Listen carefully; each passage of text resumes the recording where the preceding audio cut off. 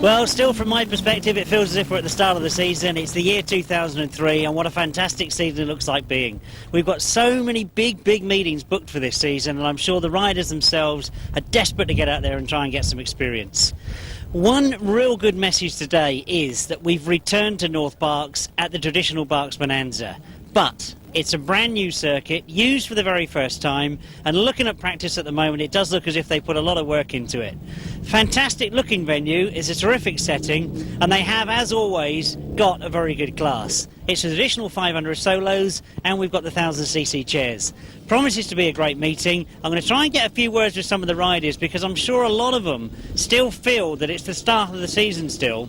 But I'm already hearing of injuries and of broken motors, smashed engines and all the rest of it. So try and get a few words with a few riders in a moment. But certainly the good news of today is that we made a return to the Berks Bonanza at a brand new circuit that looks from practice as if it's going to ride tremendously well. Well, I think obviously talking to the riders this morning, the theme is going to be very much that it's a very new circuit. But Glen, have you been out for practice this morning? Yeah, I've had both of my practices. Track feels really good. I'm quite impressed, yeah. Oh, well, that's good to hear. And obviously you, looking at the class of riders here today, must be one of those that's tipped to do well. I mean, you're doing a lot of speedway at the moment. Yeah. I always want to win, so hopefully today everything will just go all right. The track's very similar to a speedway track. I think the surface is really hard, so hopefully it'll suit me a bit more. Well, that's the thing, obviously, I try and pick up during these interviews is, you know, once people have been out for practice, how does it feel? And as I mentioned, you know, you are doing a lot of speedway at the moment, so slightly smaller circuit than we sometimes see, so it could be an advantage for you. Definitely, yeah. I was just riding it like speedway then, and everything seemed okay, so just hopefully it'll go all right. Yeah, absolutely, and we'll certainly keep our fingers crossed. You never know, we might be speaking to you later in the day. Hope so. Thanks a lot. Cheers. Well, obviously, I try and keep to the theme of talking about the track at the moment, but I want to diversify slightly because, John Halsey, I'm hearing that although it's the start of the season, you're suffering nothing but problems with engines. Yeah, that's right. We did 2 meetings and we did an engine in each meeting, so we're not doing very good. But the engine we got in today, we got back Saturday, and it's a combination of the 2 that we blew, so hopefully it'll be okay today. So you made 1 good engine out of 2 blown? That's right, yeah. Roger Measer does the engines, and he sort of salvaged the bits, and we've got 1 engine today, but hopefully, fingers crossed, it'll last. You said that very hopefully then. I mean, it will last. I mean, one of the things I've been talking to some of the solo boys about is it feels a slightly smaller circuit than we're used to just lately. But how does that affect you with your sidecars? Well, no, it doesn't really matter, really. I mean, it is a little bit smaller than what we're used to at the Berks, but the Berks always do a good track, and the bends are nice and wide, the track's wide, so should be plenty of overtaking still, so it should be good. Absolutely, and Jason, I think what I've been saying to a lot of the riders is that it still feels like the start of the season, really, doesn't it? Oh, definitely. I mean, we're all fresh. I mean, like I said before, we're trying new ignitions. Everybody's trying new equipment. You know, it's going to take a couple of 3 metres to get up and running, really, to be honest. Well, I think I'll leave it at that. The very best of luck today, and hopefully speaking to you later. Thank you. Cheers. Well, I'll certainly try and keep the theme along the lines of this is a very new circuit, but both Richard Hall and Paul Cooper, you've both just been out for practice. How does it look? It's very slick and bumpy, but I'm starting to get the hang of it. Starting to get the hang of it. Yeah. Would you agree with that, Paul? Very slick and bumpy. It's not too bumpy. It is a bit slick, but they've done a good job over the last week sorting it out, and it's going to be a good day. Looks a good circuit, and hopefully we'll be able to use it more in the future.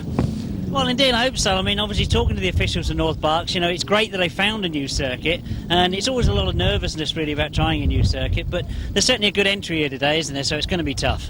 Yeah, there's a lot of good lads here, and it's going to be very fast and hard racing all day. And I just wonder whether I can put to you two guys, because I know you probably haven't done as much speedway as some of the guys we've got in the pits here, but do you think it will favour the speedway people? It's a little bit tight. It'll favour Rich more than me, because I don't do speedway, so I've been doing a little bit of second halves, and it certainly does help your cornering, but the turns are pretty big, so I think it's going to be... I don't think anyone's going to favour, really. It's just the guys who get out and do the business, you know. It's absolutely right. Well, that's what I'm going to let you do. Go back, do your last preparations, and wish you both the very best of luck. Cheers. Thanks for talking Cheers. to us. Well, certainly one rider that does a lot of travelling to pursue his sport, Jason Handley. Been out there for practice. What does it look like? Yeah, it's quite good, really. It was fairly slick at first, but it seems it's starting to dry out now, and it's getting a bit grippier. So I was going to change my gearing now. So that's it, busy day, everybody changing their gearing as the day goes on, but looking at it, I mean, we know it's a new circuit, but looking at it, it does look a little bit tight to me. No, well, I think it's better tight, it makes for better racing. You can go up inside of somebody or come around outside. On a big track, all the riders are fast and you can't pass them, so it makes more exciting racing, if you ask me. Well, it certainly does. I mean, one thing that North Berks are famous for is they will give you plenty of room in terms of width of the track, so there are, as you say, a lot of options on there. Yeah, that's right. You can maybe go wide in the corner, cut out up to inside of somebody and push them out wide for the next corner, hopefully. Hopefully so. Well, let's hope we'll be talking to you later in the day. I know you've got a lot to get on with. Very best of luck, Rich. Yeah, right, thank you. Well, I've talked a great deal about really we are at the start of another season, and John, I've got to say to you that was a fantastic ride down at the Champion of Champions. Hasn't been too much racing for everybody, but that was certainly a great day for you. Well, I think the luck was with me on the day. You always got to have luck. I think every rider looks for it, and it happened for me on that particular day. So, all well and good, you know. Somebody's got to be a winner. Yeah, I mean, I totally agree with that, and I think that's one of the things about short track racing is that, you know, there are no foregone conclusions, and I've just noticed in the van here that you've got the speedway outfit. I mean, I don't think this track's going to be smooth enough for it, is it? No, not at all. I've got it ready for tonight. I'm riding it Reading tonight. Just looking forward to more meetings on the speedway, really, you know. So that's all I can say on that side of it, and the Super Cup's coming up as well. I don't think we'll beat the Aussies, but we're getting closer to them, and that's all I can say on that side of it. Well, I agree. I mean, we certainly are getting closer to them. The experience is getting there now, and you know, I think if I turn my attention back to today, really, it's going to be a bit more of a traditional grass track. It's fairly tight, so there could be a lot of passing. Yeah, I think there's a handful of riders now which can actually beat each other now, so that's the ones you've got to aim for to beat. We're saying that there's a lot of new lads coming along, which you've got to be wary of. Well, you most certainly have, and I know you've got plenty of experience, John. What I can say is really the best of luck for this afternoon. We'll give it a good go. Excellent. Due into the back being okay. Well, as reluctant as I am to talk to so many people in this pits, my cameraman keeps on and on at me that I've got to go and talk to as many riders as possible. And one rider I had to speak to is I'm hearing through the grapevine that my cameraman actually had to go on your bike yesterday. Yeah, it did. It was very good. It took me near the ropes a few times, but it was good. I really can't believe this, but there we go. I suppose we've got it confirmed now that it did actually happen. But really, Paul, I think I ought to turn my attention to today. I mean, this looks like being a traditional grass track, doesn't it? Yeah, I'm looking forward to it. Hopefully it's top six, so hopefully win it, but we'll have to see. Well, hopefully win it, yeah. Kev, obviously been out for practice. It feels good. Yeah, it feels very good. Nice big turns, I say really smooth. Once the weather holds out, I think, and the old dampness burns out, it'll be quite nice. So it's a bit iffy along the old start-finish straight, but apart from that, I think we'll be all right. We'll just see what we can do, really. I'll tell you that technical term, bit iffy. We mean it's a bit bumpy, yeah? Yeah, very bumpy, actually. Like, say, a traditional grass track, if it wasn't bumpy, it wouldn't be a grass track, would it, really? Well, there's a few that probably wouldn't agree with that one, but there we go. We look forward to a great day's racing, and who knows, we might be speaking to you later. Okay. Cheers.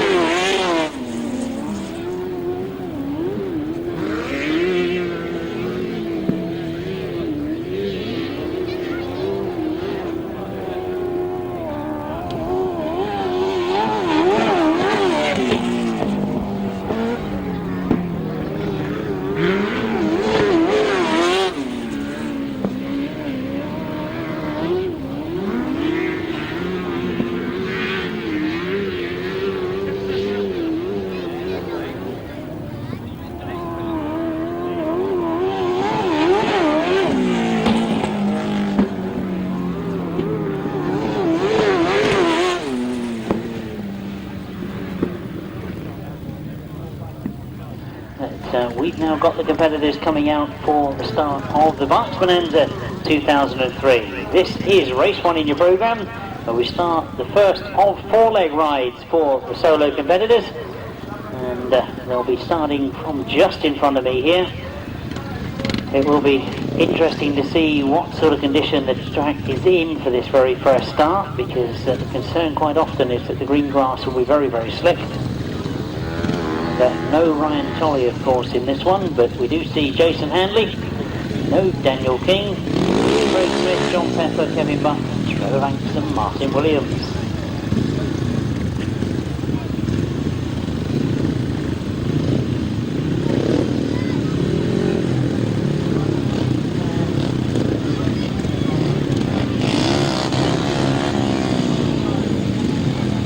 Trevor Banks then, the last of the riders coming into line. I can see that we've got Justin Elkins out there, who's taking the ride of Ryan Tolley. He also has been called into line, very reluctant to get himself to those starting tapes. Starter happy that they've got all of them on the tape. Starter through the way.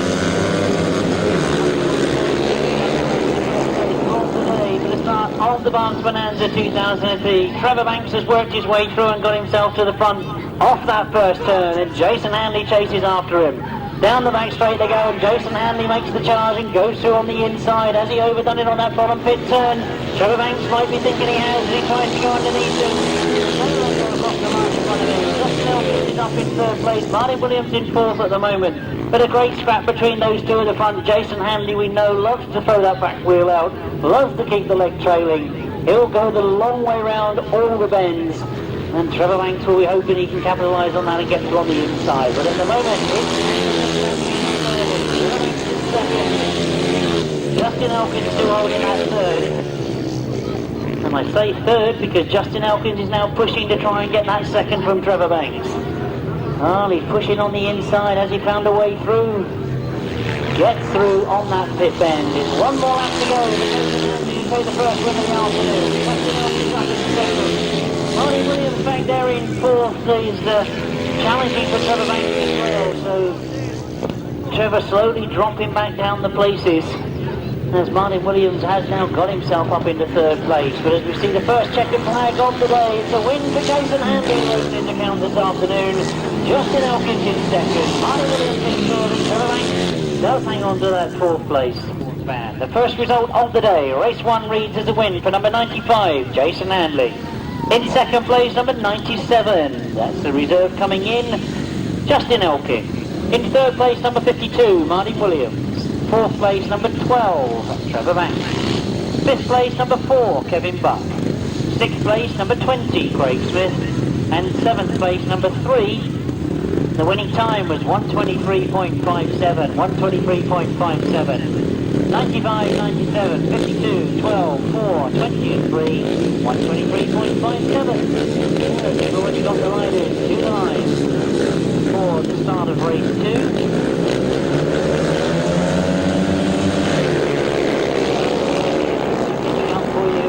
Made the best of the starts, looking for Jason Bunyan perhaps, but at the moment it's Darren Rolph that's got himself to the front. He's gone very, very wide indeed and quickly loses that lead. I can see that Jason Bunyan is up in third place, looking to push for that second, and we'll quickly identify who it is that's got the best of the starts.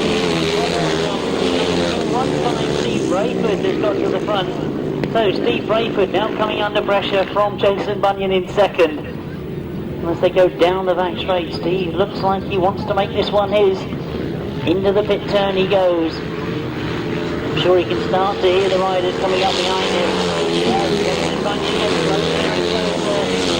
Coming through on the inside. That was a terrific bend for Jason Bunyan, as he's now got himself to the front. Steve Braidford's trying to stay with him as they go down that back straight. Those two pulling away really from Darren Rolph in third place. And they really do look to be motioning.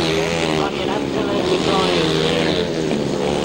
Darren Rolph coming under pressure with that third place from number 10, Dave Rumsey. So really two scraps to watch as Jason Bunyan tries to keep himself in front of Steve Braidford. You can see there's a challenge coming from Dave Rumsey for that third spot. In the checkered flag they go. Way to start the afternoon for Jason Bunyan.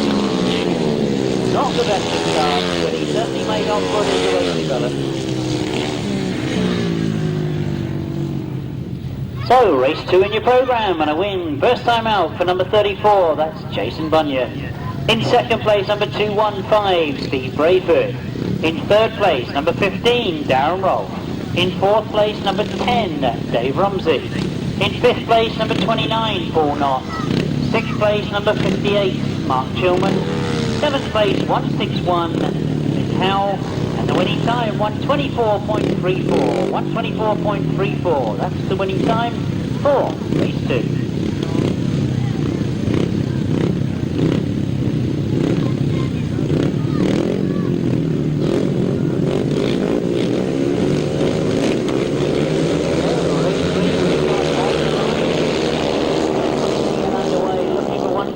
Matt Reed, he noses his way in front as they go into that first turn. Mitch Godden is up there behind him on the inside line. This Mitch has got himself into second place.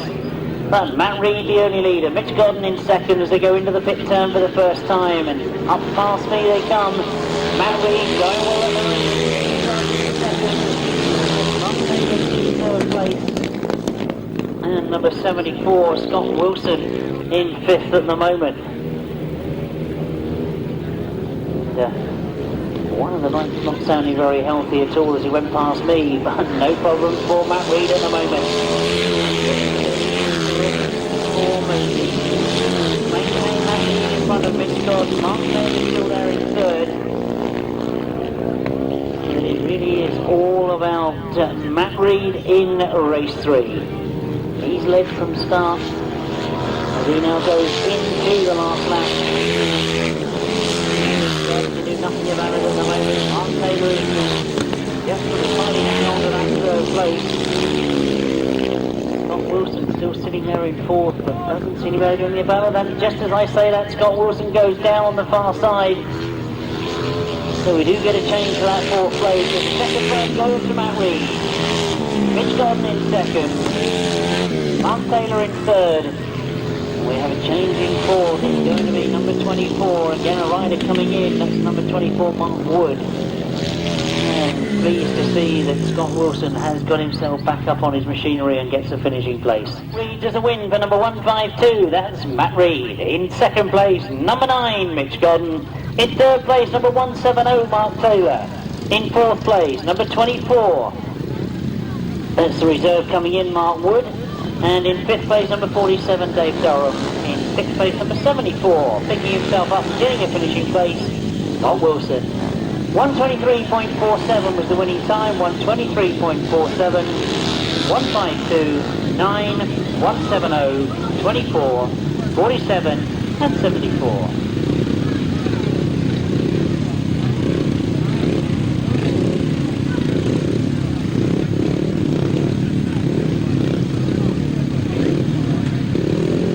They've been sitting there in the pit watching the other 3 races. This is the first time out for the riders in the race 4. Taking underway and into that first turn. I'm looking for Glen Phillips perhaps. Jeremy Doncaster's got there though. Round the outside he went and he got himself to the front going down that back straight. Glen Phillips chases after him. And look for Richard Hall. He goes the long way round. Oh, let's pick them up for you as they come past me. Neil Taylor and then Paul Cooper.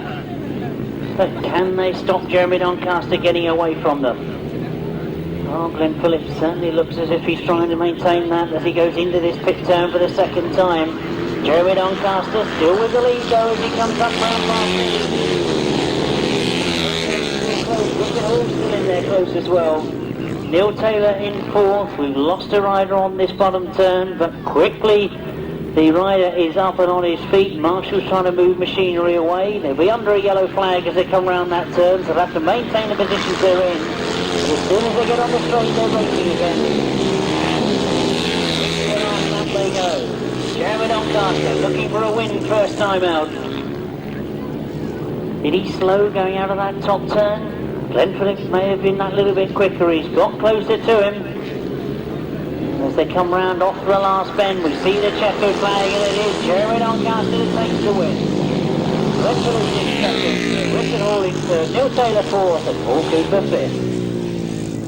So, race 4 in your programme, a win for number 6, Jeremy Doncaster. In second place, number 42, that's Glen Phillips. Third place, number 30, Richard Hall. And fourth place, number 173, Neil Taylor.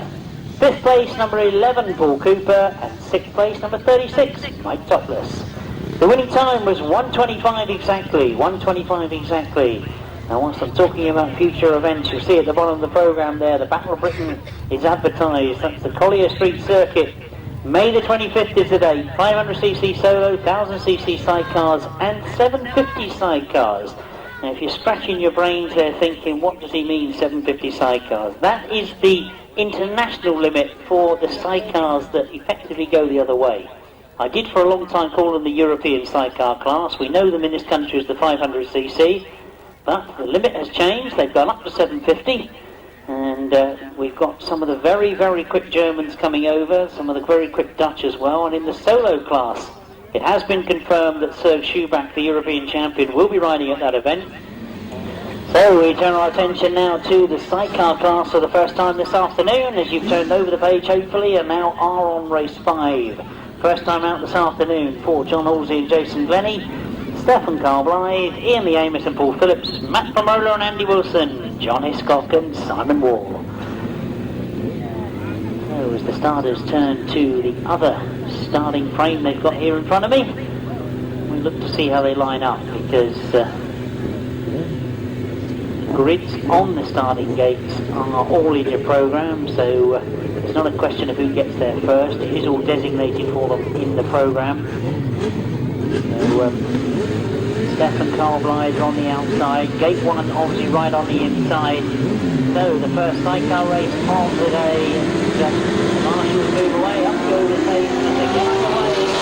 John Halsey has made the best of the start, down the bend they go. Ian Lee Amos is going well on the outside, Matt Pomerola tucked in behind him as he moves now up into second place, but John Halsey and Jason Glennie are getting away. Matt Pomerola and Andy Wilson still there in second. Ian Lee Amos holding third at the moment, with John Hiscock trying to do something about that. Right on the inside of Stefan Carl Blythe, trying to find a way through. Stefan Carl is saying, you're not getting through there, or is he? He's managed to find a way through. And while all that's going on at the back of the field, we've got John Halsey and Jason Glennie getting exactly where they want to be. Right out in front as they come down quickly past us for the second time. The outfit's really starting to jump as they come past us here on this finishing straight. John Halsey very much looking like he's fully under control as he goes into that top bend. Matt Pomerola and Andy Wilson have not been able to close that gap on them. 3 and Lee Amos, yeah, John Hiscock takes avoiding action, goes the long way round, but mechanical problems hitting Ian Lee Amos and Paul Phillips as they slow going into that bottom turn. A checker flag will be made ready for the first time for the sidecars this afternoon. As they come towards me, it's going to be a win first time out for number 13, John Halsey and Jason Glennie.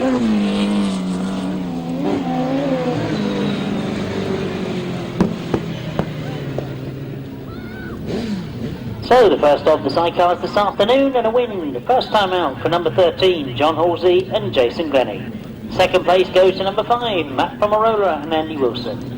Third place, number 184, John Hiscock and Simon Wall. And fourth place, number 30, Stefan Carl Blythe. 126.84 was the winning time, 126.84, 13, 5, 184 and 30. Well, as we're going through the programme, we can see there's all sorts of adverts as you go through. Speedway Star, I hope you're still getting your copy and keeping up to date with what's happening in the Speedway, long track, grass track world. $170 a week, as you can see, 52 issues, 88 quid. and does keep you fully informed of what's going on in the sport. In addition to that, you'll all recognise John Simcock, I'm sure, as the correspondent for Speedway Star. He's unfortunately had to announce that Track Racing Review will not be continuing, but he has got a number of back issues. If you missed any, or indeed would like to get your hands on the latest copy, the final edition of Track Racing Review, he is here this afternoon. He's just between really me and the signing on tent at the pits. So if you want to have a word with John about what's happening, I'm sure that if you haven't got the final issue, then it's worth grabbing that one, because there's a lot of good stuff in it. Also a full explanation of why the reasons are that that magazine couldn't continue.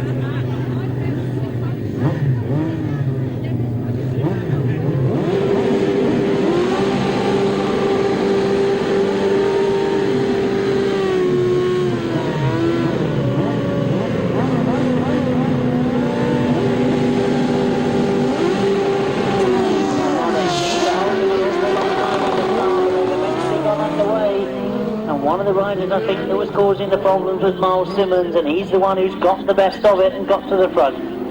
Well, they held them and held them. They didn't want him touching the tapes. He moved back, they let them go, and he still managed to get in front.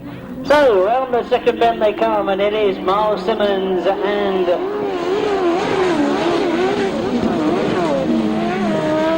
Dave Hogan, of course, that lead. But all my eyes at the moment are on that second place battle, because they're really having a battle royal in second place as we watch them go into that top bend. Miles Simmons and Dave Hogan beginning to start to get away and put some authority on it. And it is Paul Whiteland fighting for that second place. Mike Snowman and Roland Broomfield.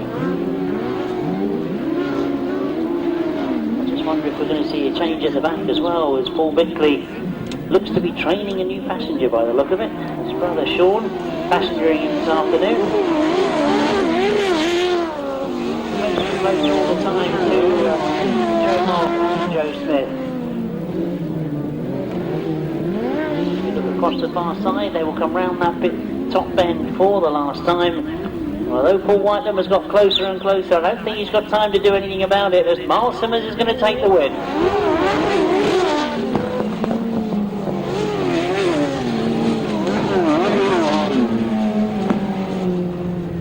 So, race 6 in your programme, let's give the official result. It's a win for number 9, Miles Simmons and Dave Hogan. In second place, number 92, Paul Whitelam and Kevin Jones.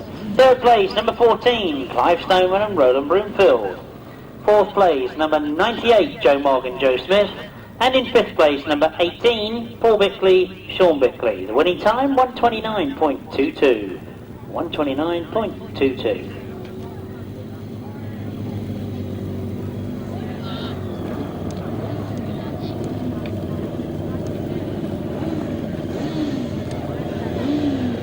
So as you move to race 7, a rather depleted field. No Gary Jackson and Carl Pugh. They've had problems this morning during practice. And no Gary Palmer, Craig Palmer.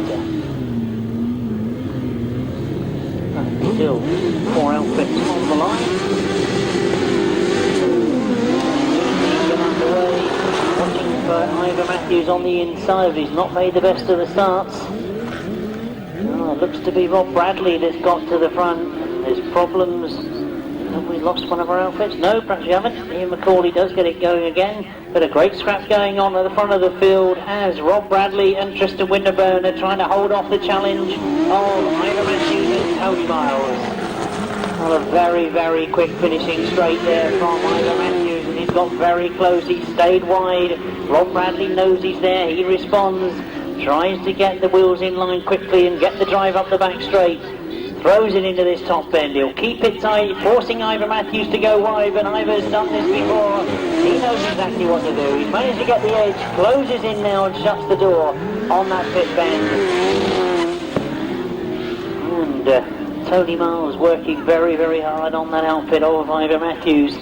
They now can afford to stay tight and keep the line as they come round off that top bend. One more lap to go for them to get a win first time out. Just wondering if these outfits are going to start moving out a little bit. It does seem to be a little bit smoother ride, a bit further out on this finishing straight. This will be the sort of start to the day that Ivor Matthews would have wanted. Into the top bend he goes for the last time. Looking to pick his line along this finishing straight. He takes the checkered flag. Rob Bradley finishes in second. It is number 81, John Stafford and Carl Squirrel that finish third. And then the official result, a win for number 15, Ivor Matthews and Tony Miles. In second place, number 87, Rob Bradley and Tristan Winterburn. In third place, number 81, John Stafford and Carl Squirrel. In fourth place, number 50, Ian McCauley and Darren Wilkes. The winning time, 1:29 exactly, 1:29 exactly. So that's 15, 87, 81 and 50. As we now move to race 8, the last of the first leg rides for both solo and sidecar.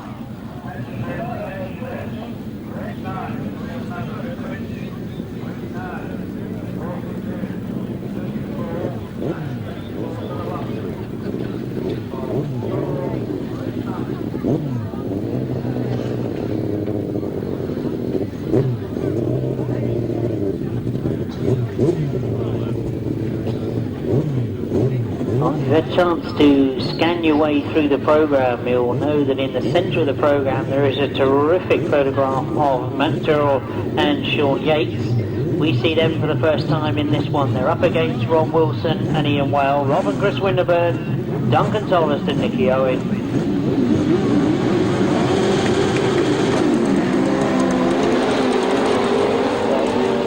Looks as if we've got problems. I think that's Peter Lloyd on the start line. No, Matt Tyrrell in fact has got the problem. I was looking to see where Peter Lloyd had come in. We understand that he's taken the place of Mick Tyrrell and Tony Baisby. Your programme as reserve. He's riding number 4. Rob Wilson's got away from the rest of it. I can see that it is Peter Lloyd that's back in 5th place at the moment. Well, he's asked for a start for Matt Tyrrell and Sean Yates. You can see they've got the racing speed of the guy that's leading, but they're at least half a lap down. There's Rob Wilson and Ian Whale. Set the pace and see them get away from Duncan Tolhurst and Nicky Owen. Well, they've all started to spread out a little bit. There's a big gap between them. And Rob Wilson, is going to be interesting to see what sort of time he puts up. We've seen the fastest for John Halsey, 1:26.84. Just one more lap to go. Certainly Rob Wilson going to look easing off the door. He's still keeping that race speed up.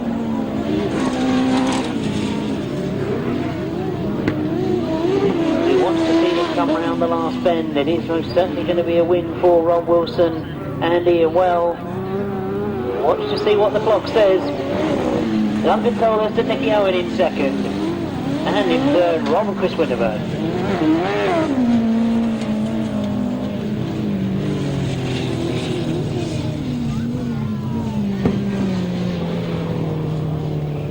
The last of the first leg rides, and a win for number 24, Rob Wilson and Ian Well.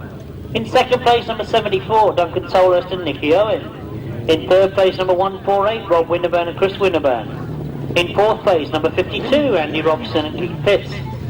In fifth place, number 4, that's Peter Lloyd and Terry Madley. And in sixth place, number 96 indeed, Matthew Tyrrell and Sean Yates.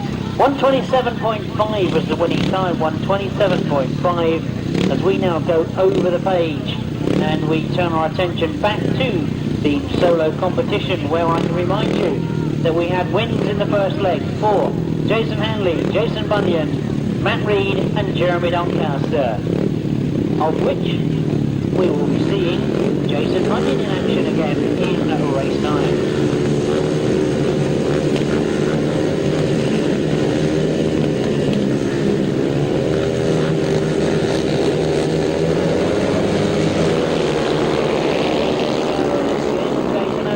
Best of the starts. He's got some work to do as they go into that first turn. And as they start to sort themselves out, I can see that he's moved himself up into third place.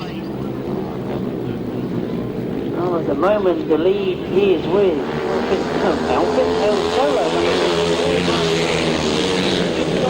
second, but Jason Bunyan wants that second off of him as he goes past me, and into that top turn he goes into second place, now chasing after Martin Williams. Well, it's good to see Jason Bunyan back on the track racing. We know he turned his attention to on the world long track.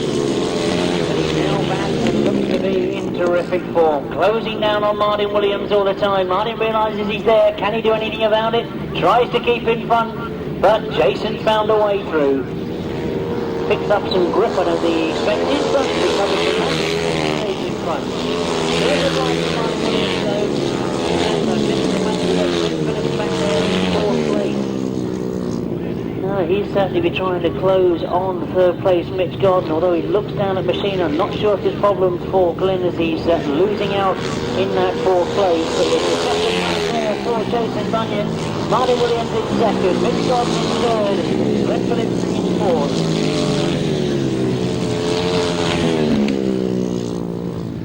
So, race 9 then, the first of the second leg rides, and we see Jason Bunyan in action. It is number 34 that goes in first place, and that's 2 rides, 2 wins for Jason Bunyan. In second place, number 52, Martin Williams. In third place, number 9, Mitch Godden. In fourth place, number 42, Glen Phillips. In fifth place, number 10, Dave Rumsey. In sixth place, number 29, Paul Knott. Seventh place, number 20. Craig Smith, 8th place number 24, and reserve Mark Wood. The winning time 122.19, 122.19, 34, 52, 9, 42, 10, 19, 29, 20 and 24. So race 10, replacement this one, number 97, Justin Elkins, takes the ride of number 7, Ryan Solly. Second, first time out. Paul goes in this one, he had a third first time out. Get underway, looking to see who's the made best of it. It is Justin Elkins has got to the front. It may change as they come around that first turn, but at the moment it's Justin Elkins that leads from Richard Hall in second. And those two trying to pull away, but things changing as they go into that bottom turn.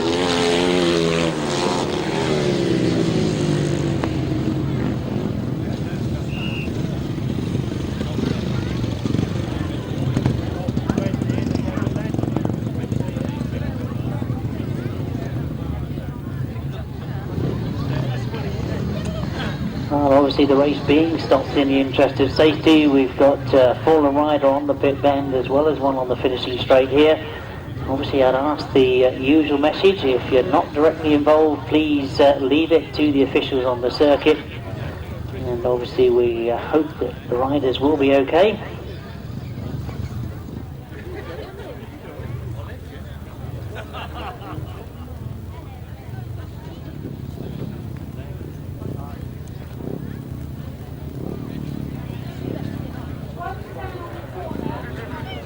Obviously very pleased to see that Darren Rolph is up and walking back to the pits, and didn't want to rush to the microphone too soon, but I can also see that Richard Hall is up as well, so just a question of whether they will both go in the restart.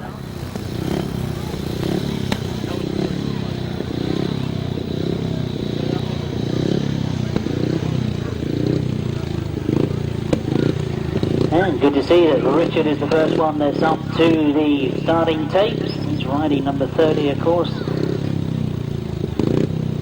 Waiting for the rest of the competitors to get the machinery going.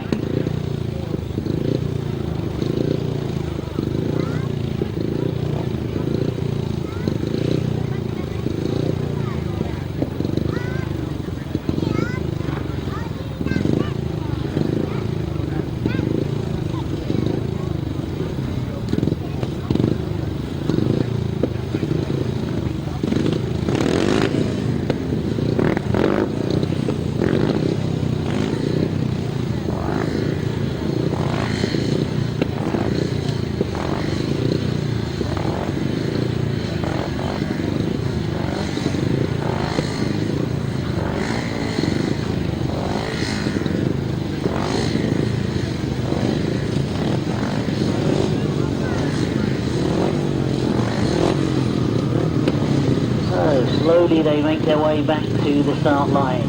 Mike Toplis there already, Paul Cooper and Justin Elkins.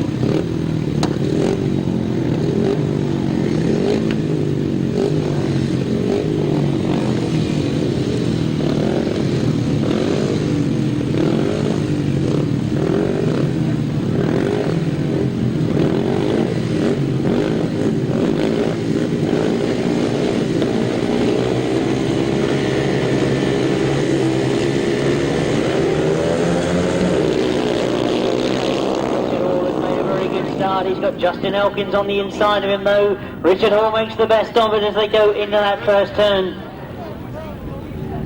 And I can see that Justin Elkins has got himself up into second place, and if I can correctly correct myself, because I can see that Richard's back in third. That is Paul Cooper that's made the best of it. He goes into that top bend with Justin Elkins on the inside of him, Richard Hall in third. No catching Paul Cooper at the moment though. Mike Toplis back in fourth place, and they start to open the gaps up. Paul Cooper head down coming off that bottom turn. Trying to stay with it. And he's got a much tighter line. Paul is tending to drift out wide going into both bends.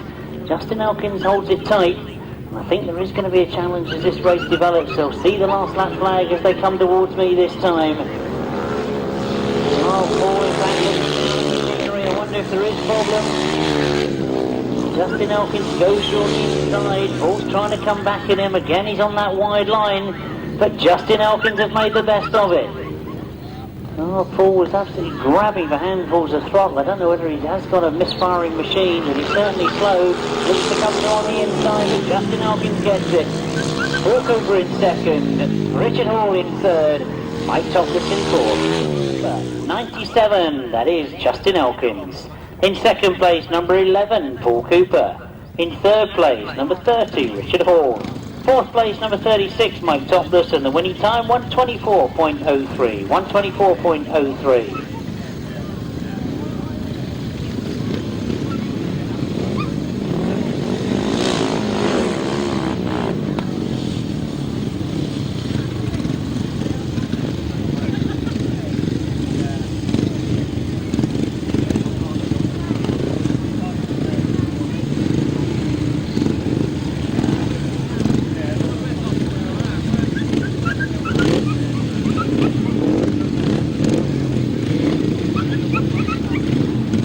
Again, looking back at those first leg results, we know that we've seen Jason Bunyan for the second time. He's made it 2 out of 2. Jason Handley had a win the first time out. He goes in this one, race 11. And then the other two that had wins go. Trevor Banks is on the inside. It's Trevor Banks that's got the advantage going into that first turn, but Jason Handley is coming around the outside. And as Trevor Banks slides off in that first turn, Jason Handley takes over. He's quickly up on his feet, but very pleased that machinery for everybody else is in the interest of safety, but he's got to bring it to a halt. Jason Handley, I'm sure, disappointed. Trevor Banks, I'm sure, relieved that, or perhaps annoyed that he dropped it, but very pleased that everybody missed it. Well, I mentioned to you that Grasstrack stand is open this afternoon. I was handed earlier on well, I suppose it's a wall planner of meetings going on during the year, sponsoring by Breakaway Motorcycles. It's got all the dates across the wall calendar with all of the known meetings that are on during the year. I'm told that they are available from the Grasstrack stand, and a good reminder if you want to pin them up in the office or the workshop or wherever, with all of the big meetings. And it looks as if we won't be seeing Trevor Banks being the cause of the stoppage in that one, so he won't be going in the restart. The rest of the riders already to the start line. Start is indicating that he wants them back in.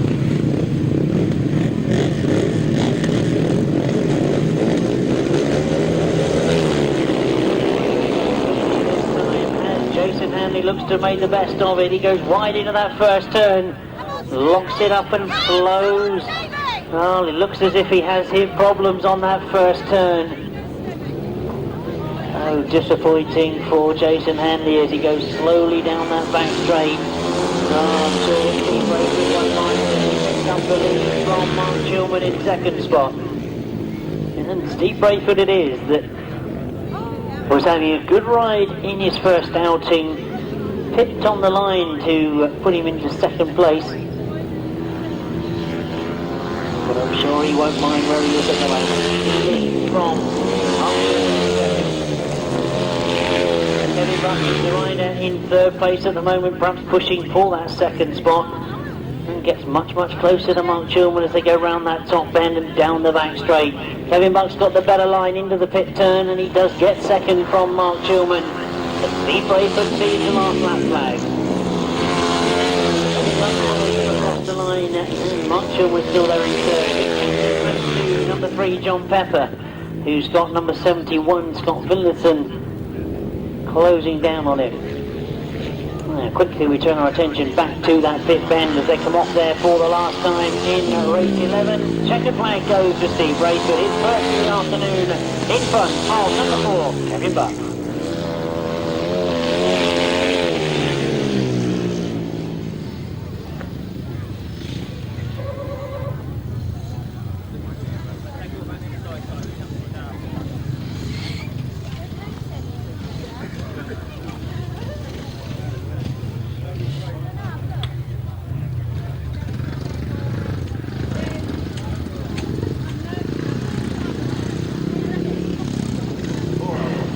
So, race 11, the official result reads as a win for number 215, that's Steve Braidford. In second place, number 4, Kevin Buck. Third place, number 58, Mark Chilman. Fourth place, number 3, John Pepper. Fifth place, number 71, Scott Finlinson. The winning time, 125.35. 125.35. It's race 11, as we now complete the second leg ride for the solo competition, with race 12 coming to the line, and a chance to see in action once again Matt Reed and Jeremy Doncaster. Both had wins first time out.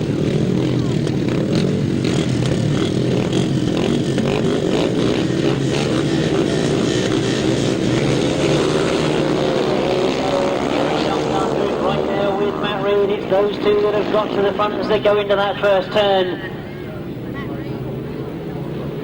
Oh, Matt Reed looks to have got the better of it. Jeremy Doncaster in second place at the moment. Into the pit bend they go, and Matt Reed looking to be in terrific form, comes off that bottom. Both the Taylor brothers there in third and fourth. That's Neil Taylor in third, Mark Taylor in fourth.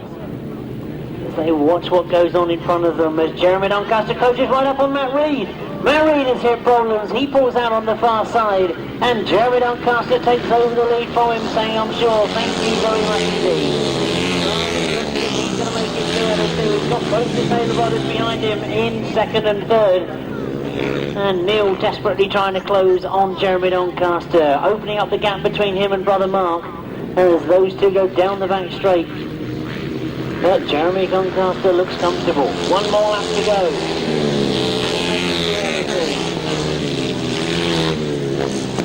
Scott Wilson is the rider in fourth place at the moment, and I think really the only question is whether Neil Taylor can catch Jeremy Doncaster. Checker flag being made ready as they come off that pit bend for the last time and complete the second leg ride for the solo. Jeremy Doncaster takes it, he makes it 2 out of 2. Race 12 in your programme, a result and a win for number 6, Jeremy Doncaster. In second place, number 173, that's Neil Taylor. In third place, number 170, Mark Taylor. In fourth place, number 74, Scott Wilson. In fifth place, number 47, Dave Durham, and the winning time 124.94. 124.94, 6, 173, 170, 74 and 47.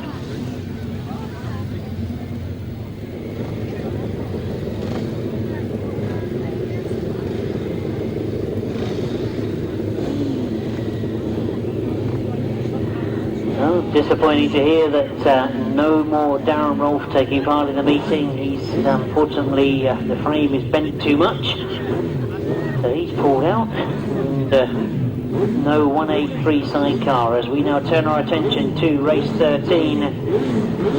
Then again, some excellent photographs. Bradley, Tristan Winterburn, John Hiscock and Simon Wall. As we get underway with race 13, as they're all together going down that back straight. Joe Mogg looking to have the better of it, but John Hiscock says, I want it, and in through he goes into that pit top bend, in fact, for the first time. Well, John Hiscock forced to go wide, Joe Mogg comes back at him. And Andy Robson in there as well, in third place as they go round that bottom turn. So John Hiscock having a much better ride this time. Had a third place first time out. And not forgetting, of course, that John had a great start to the season down at the Astra Champion of Champions. It was a tremendous ride he had down there on a very big circuit. Joe Mogg at the moment has no answer to John Hiscock as he lets that gap grow between first and second place. Andy Robson still trying to get that second, I feel, as he gets closer and closer to Joe Mogg. Neither of those two pushing hard enough to threaten John Hiscock at all, who looks to be very comfortable as he goes up that back straight. Joe Mogg perhaps pulling out a little bit as well. He wants to make sure of that second spot, as they will indeed see the checkered flag this time as they come round. John Hiscock and Simon will take it from Joe Mogg and Joe Smith in second, Andy Robson and Keith Pitts in third. Race 13 it was then, a win for number 184, John Hiscock and Simon Wall. In second place, number 98, Joe Mogg and Joe Smith. In third place, number 52, Andy Robson and Keith Pitts. Fourth place, number 50, Ian McCauley and Darren Wilkes. The winning time, 131.06, 131.06, 184, 98, 52 and 50.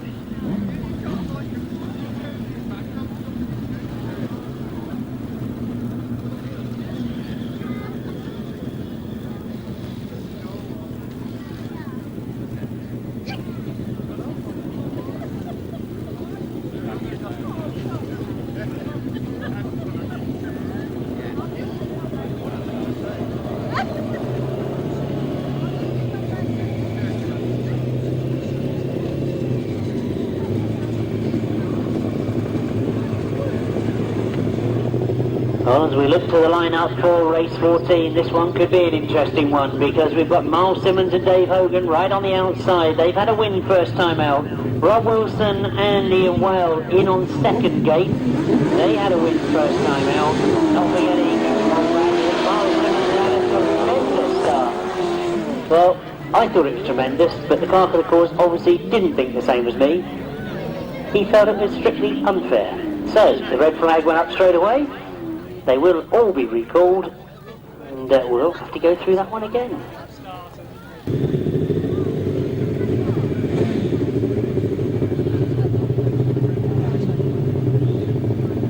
So the outfit's being called into line once again.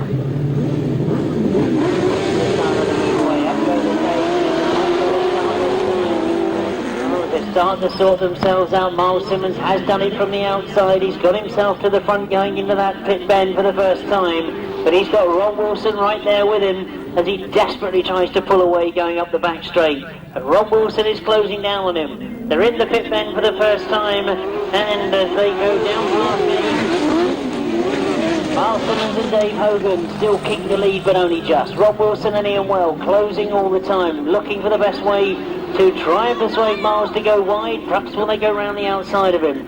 Whatever they're going to do, I'm sure they'll be trying as the race develops. They've opened up a bit of a gap between second and third place. Fighting hard, and Rob Wilson not wanting to give up. Both of these outfits had a win first time out. Miles Simmons doesn't look like he wants to be caught. Up the back straight he goes once again. Rob Wilson chasing after him. Closes up in this top bend. And again, Miles has gone very, very wide. He's not looking to time at all. He wants to keep it wide and fast. Again, you can see that Rob Wilson is closed. Now, has Rob got the speed up the back straight? This time he looks a bit closer. Now remember, every lap we've seen Miles Simmons go wide on the exit of this top bend. Rob Wilson knows it as well, and he's going for a tight line. He's trying to get through on the inside. Checkered flag goes very, very close on the line. You can see exactly what Rob knew he had to do. Well, that certainly was one for the line judge. Absolutely tight on the line. The decision has gone, though, to a win in race 14 for outfit number 24. In second place, number 9 is Miles Simmons and Dave Hogan. In third place, number 14, that's Clive Stoneman and Roland Broomfield. In fourth place, number 87, Rob Bradley and Tristan Winterburn. And in 5th place, number 81, John Stafford and Carl Squirrel. The winning time is 1:27.57, 1:27.57, 24, 9, 14, 87 and 81, 1:27.57.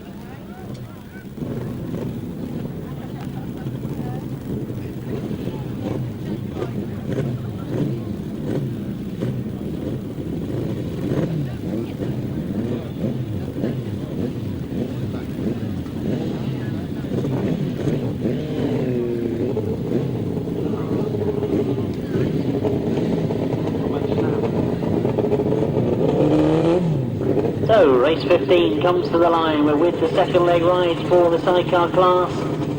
And we see in action for the second time John Halsey and Jason Glennie. They had a win first time out. They'll have seen Rob Wilson and Miles Simmons have that battle in the last heat. They'll want to keep the pressure on.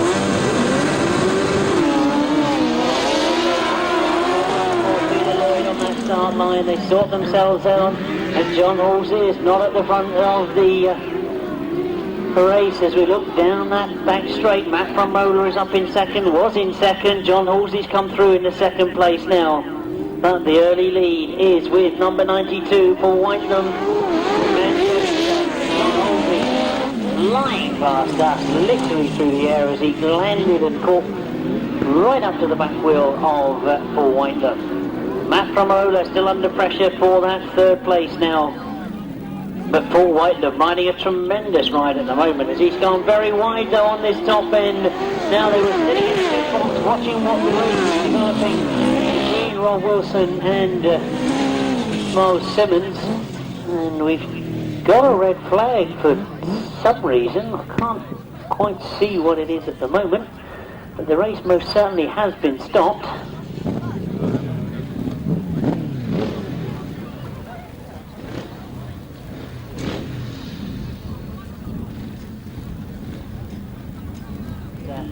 Broken debris on the track. It was seen to be a danger to the riders the speed they were travelling. Now the clerk of the course has a split-second decision to make. He decided to stop the race in the interest of safety. Although the piece of metal was recovered, which was a bit of a mystery to us all of why it had been stopped, it had been dragged off the track. The race had already been stopped, so that's it. It will be coming back out after race 16, and we will see all of them back out again racing for the result in 15. And I can even get more technical than that. It wasn't just a piece of metal, it was a whole sump guard. And if that means nothing to any of you, it's the bit that covers the bottom of the frame of the engine, tries to protect the engine when we've got a few stones and things around. So it could have been very nasty, and it was felt that it was needed to be stopped and cleared from the track. It was all done very, very quickly and in the interest of everybody concerned. So you will see all the riders back out in race 15 after race 16 that we've got on the line at the moment.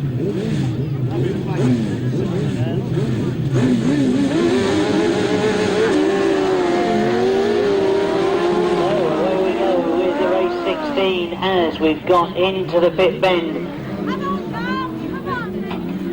and quickly into that bottom turn. It was Duncan Tolhurst and Nicky Owen that made the best of it. Ivor Matthews and Tony Miles, you remember, had a win first time out, but they worked for it in that first race. They've got to do it all again, but this time they've got Matt Tyrrell and Sean Yates with them. Now they missed the start completely in their first ride and were way back down the field. They know they've got to score well in the remaining 3 rides, and they knew, I'm sure, that they've got 2 very strong competitors out there with them.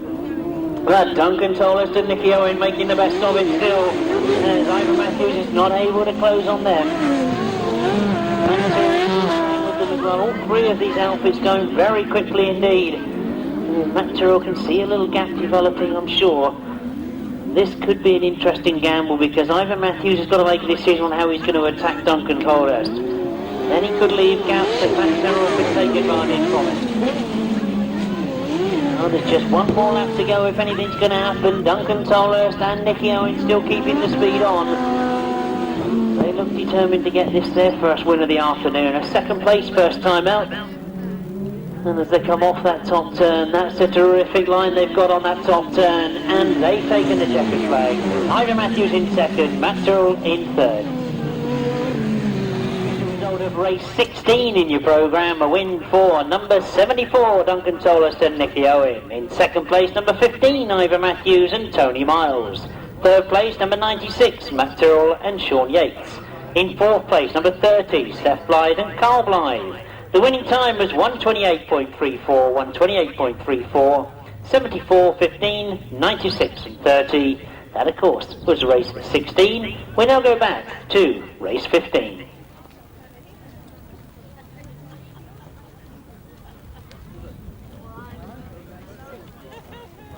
Oh, we're all looking at the pits, and of course it is John Halls who we're waiting for. He's now on the circuit. Paul Whitelam gets his machine started as well. So,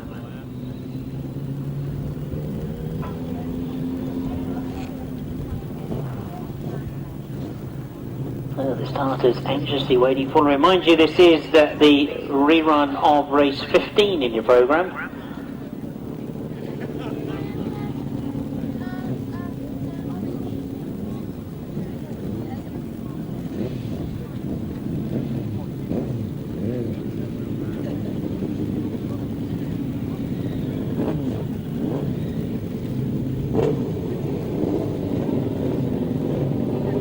Ourselves of the gate positions. Matt from Marola and Andy Wilson out here on gate 6. Next to them is Paul Whitelam and Kevin Jones, who've been starting well.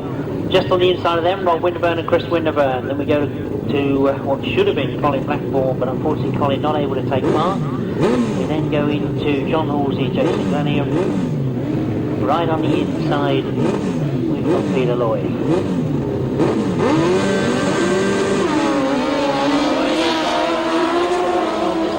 I do think it's Paul Whitelam that's not there, as they all close up on that first turn. Rob and Chris Winterburn fighting with Matt from Roller on the outside of them as they go up into second place. Rob and Chris Winterburn come back at them though. They've left a gap on the inside. Oh, you can't leave gaps on that and not expect riders of their calibre to go for it. As Rob and Chris Winterburn come through, John Halsey tries to follow them through as well as he's got himself up into third place, looking for second. Well, in fact, Rob Winterburn had left the gap that time, and Matt from Roller tried to go through the same way as John Halsey and Jason Glennie. But up the back straight they go while they've had the battles for second, third and fourth. Paul Whitelam and Kevin Jones have got away, and now John Halsey's closing in on them. Jason Glennie in second, Matt from Roller and Rob Winterburn having a battle royal for that third place.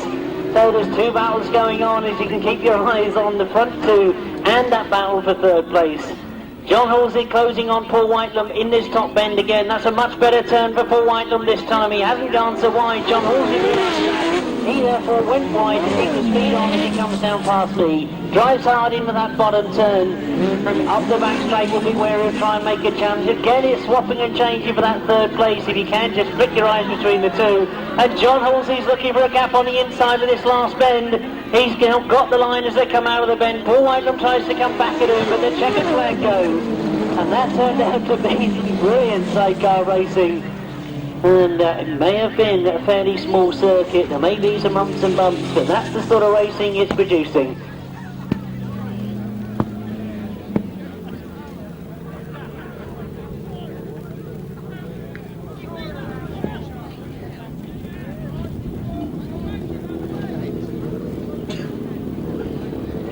So, completing the second leg rides for the sidecars, a tremendous sidecar race and a win, a second time out this afternoon, or in fact, third time out really, as he's had the restart.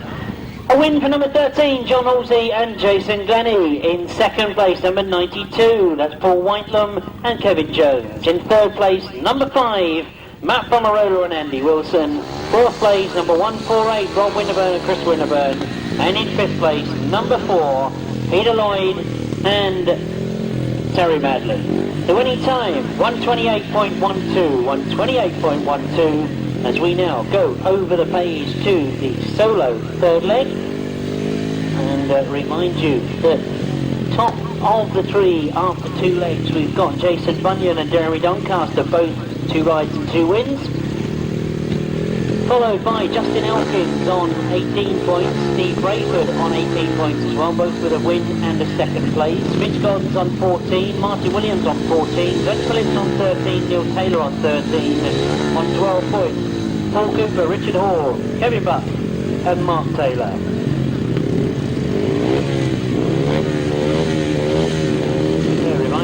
of the replacement in this one. Number 97, Justin Elkins, goes in place of Ryan Tully. Martin Williams, who's scoring well, goes in this one. Mitch, Godden, Trevor Banks and Jason Handley.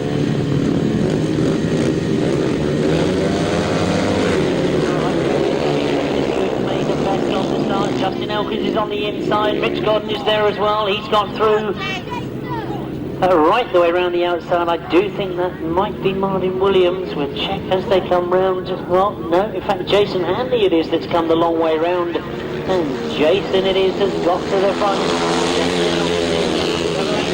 Mitch Godden in fourth. Martin Williams in fact back in 5th place at the moment. But Jason Handley looking to be in tremendous form. Trevor Banks has closed right up on Justin Elkins, looking for second. Well, still Justin Handley pulls away.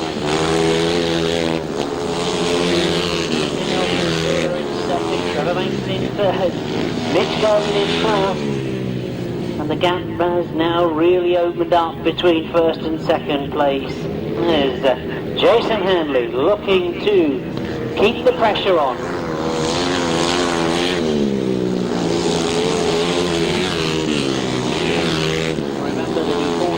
His second ride with mechanical problems. He felt that it was a chain that had been lost, which had caused him to pull out in his second ride. But 3 good rides could still get him into the final. He certainly made sure of a win this time.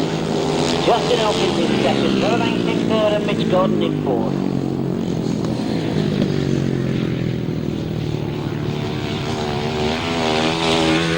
Rides and a win. Second of the afternoon for number 95, Jason Handley. In second place, number 97, Justin Elkins. In third place, number 12, Trevor Banks. Fourth place, number 9, Mitch Godden. Fifth place, number 52, Martin Williams. And sixth place, number 71, Scott Finlayson. The winning time was 122.46, 122.46, 95, 97, 12, 9, 52, and 71.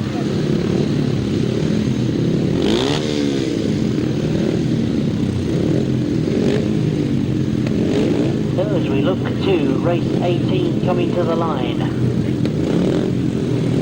One of those riders on 12 points, Richard Hall, goes in this one. Jeremy Doncaster, of course, unbeaten so far this afternoon. Glen Phillips on 13 points.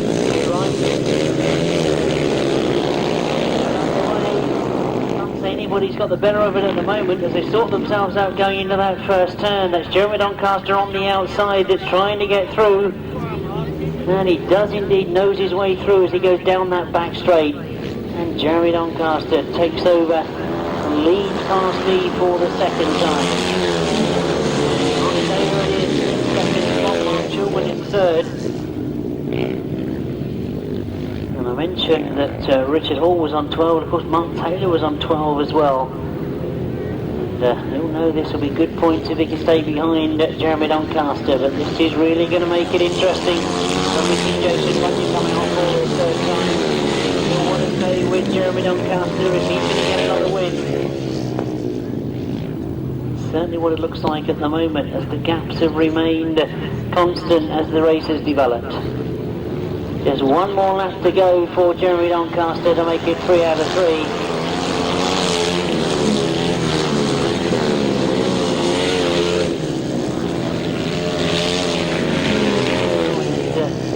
One of our riders slow then. I couldn't see whether there were mechanical problems, but certainly number 74, Scott Wilson, has got going again. As we see the checkered flag go for Jeremy Doncaster, he makes it 3 out of 3. Mark Taylor in second, Glen Phillips in third, and Mark Chilman has just managed to get himself in front of Richard Hall. And what a tremendous result it turned out to be for Jeremy Doncaster. He takes the win. Number 6 it is that goes in first place. In second place, number 170, Mark Taylor. In third place, number 42, Glen Phillips. In fourth place, number 58, Mark Chilman. In fifth place, number 30, Richard Hall. Sixth place, number 74, Scott Wilson. And seventh place, number 3, John Pepper. 125.63, 125.63, 6, 170, 42, 58, 30, 74 and 3. as we now wait for race 19.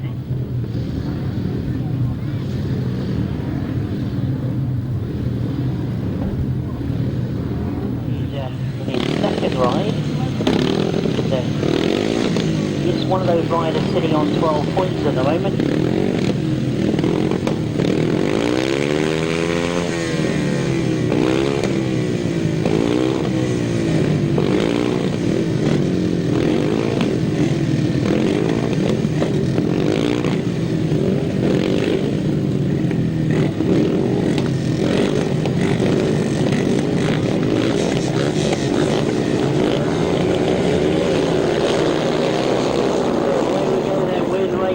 In your programme, Paul Cooper from the outside perhaps, round that first bend he goes and he gets himself in front down the back straight. Oh, tremendous first turn from the youngster Paul Cooper as he puts that machinery through his paces and he comes off that pit bend. A great crash going on the second number 161 and Mark Howell trying to find a way through from number 4, but just as I say that, Mike has pulled out on that top bend. Anxiously looking down at machinery, so he leaves it to number 4, Kevin Buck, who again has been scoring well this afternoon. That's a very good ride, up in second once again. 20 is Craig Smith in third place. Really, Paul Cooper has been allowed to get away from the rest of the field. This will do his points campaign no harm at all. And he managed to get second last time out. Not so good first time out, he was back in fifth place. He goes around the top end. Oh, has he got used to the circuit? Has he now got the gearing right? Has he been changing machinery? Into the checker flag he'll go this time, and that'll be his first win of the afternoon. So second last time out, and now a win. He's certainly in contention. Kevin Buck still picking up the points as he goes along. He finishes in second.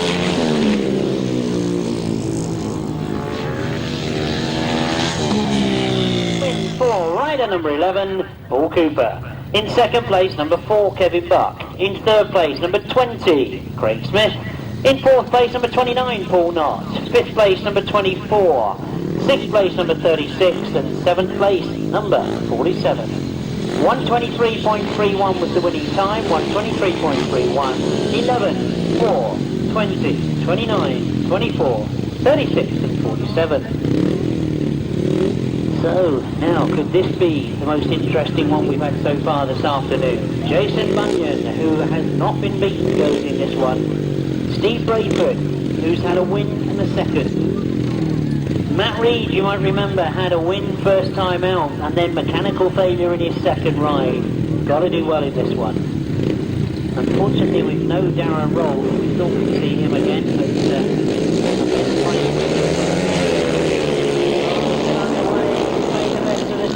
Matt Reed has got to the front. Jason Bunyan is right there with him. Well, it's all changed in that first turn as they swap places and change completely going down the back straight.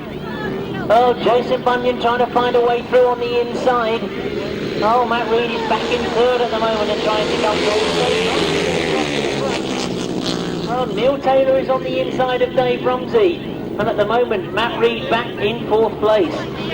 Well, Jason Bunyan, for all that fighting in the first lap, has got himself well and truly established in the front, but still is very, very close to second place. Neil Taylor on the inside of Dave Rumsey. They'll be pushing each other hard. Looks to find a way through.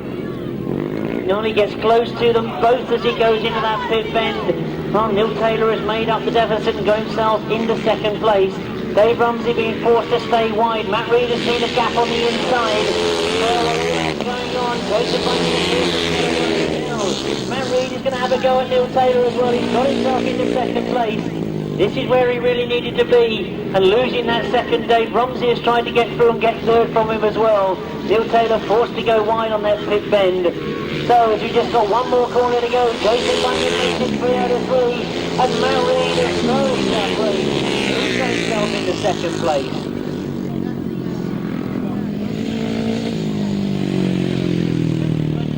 The last of the third leg rides, and what a tremendous one it turned out to be. Number 34, he had to work for it, but he got the win, Jason Bunyan. In second place, number 152, Matt Reed.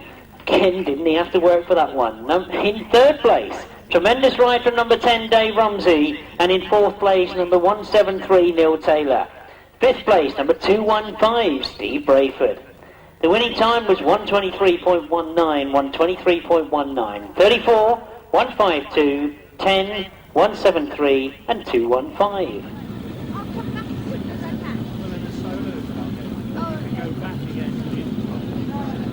So we turn our attention once again to the sidecar class, and let's update you with what's happened after two legs. We've got number 24 Rob Wilson and Ian Whale on maximum 14 points.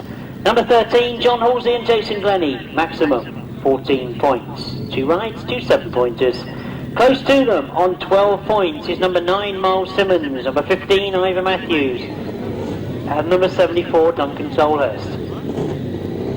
And it all gets very complicated after that. John Hiscock is on 11 points, Paul Whiteham on 10 points, Matt Pomerola on 9, Clive Stoneman, Rob Bradley and Joe Mogg all on 8.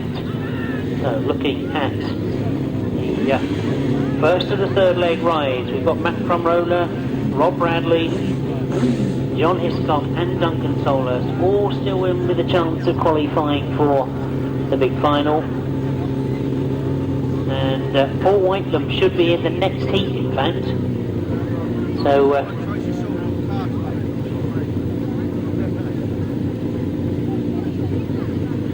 yeah, I think Kevin thinks he thought to have gate 6, but doesn't realise he's out one race too soon.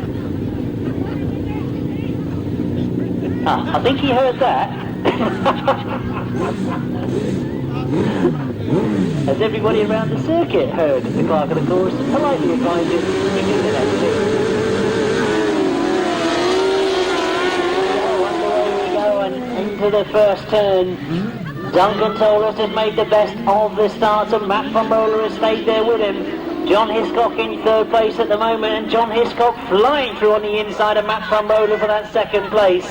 He'll force Matt Pomerola to go wide, and Duncan Solhurst should get an advantage from this. He should be able to get away. John Hiscock and Simon Rule definitely in second place as they went by me. Matt Pomerola and Andy Wilson coming back at them though. They don't want to let them get away. This second is important to them, as indeed it is to John Hiscock. Duncan Solhurst, of course, will be wanting the win. He's gone about it the right way. At the moment, that's where he sits. Matt Pomerola and Andy Wilson attack John Hiscock again, though. They found a way through on the inside. So they, in fact, sit in that second place, with John Hiscock deciding to stay wide. He can stay quick if he's out there.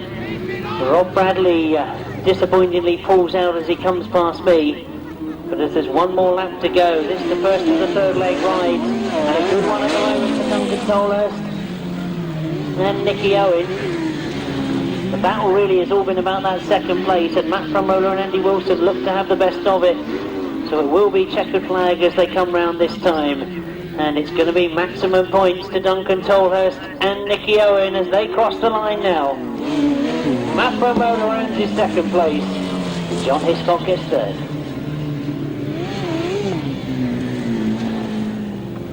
Well, let's give you the official result of race 21, but before that, Ron Dobson, if you could make yourself ready with your tractor, was the instruction I've been given. Ron, you need to be with your tractor urgently. Right, the official result of race 21 reads as a win for number 74, Duncan Solhurst and Nicky Owen. In second place, number 5, Matt Pomerola and Andy Wilson. In third place, number 184, John Hiscock and Simon Wall. And in fifth place, number 50, Ian McCauley and Darren Wills. 128.34 was the winning time, 128.34, 74, 5, 184 and 50.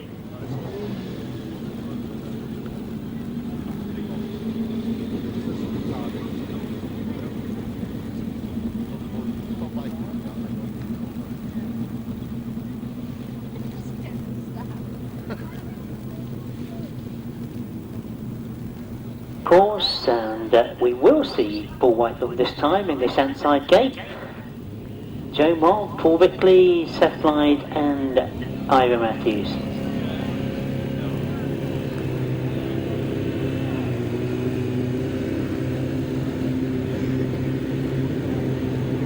as we check them coming to the line, there is no Paul Bickley and Sean Bickley. So 4 outfits only,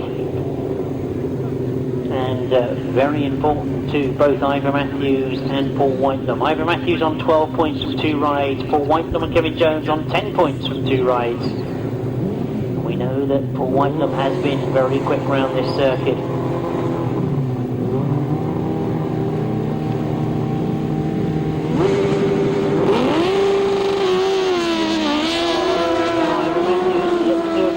No, he hasn't. Paul Whitelam gets the edge going into that first turn. So as Kevin Jones gets down the side of the machine, he lets them, the crew of Ivor Matthews and Tony Miles, know that there's never going to be any gaps on the inside there. So they pull away going up the back straight. I thought the race was going to be between these two, and that proved to be Paul Whitelam and Kevin Jones going well at the moment. Into the bottom turn they go. Ivor Matthews and Tony Miles will look for a way through. There's problems for Paul Whitelam. Paul Whitelam pulls out on the bottom of the circuit.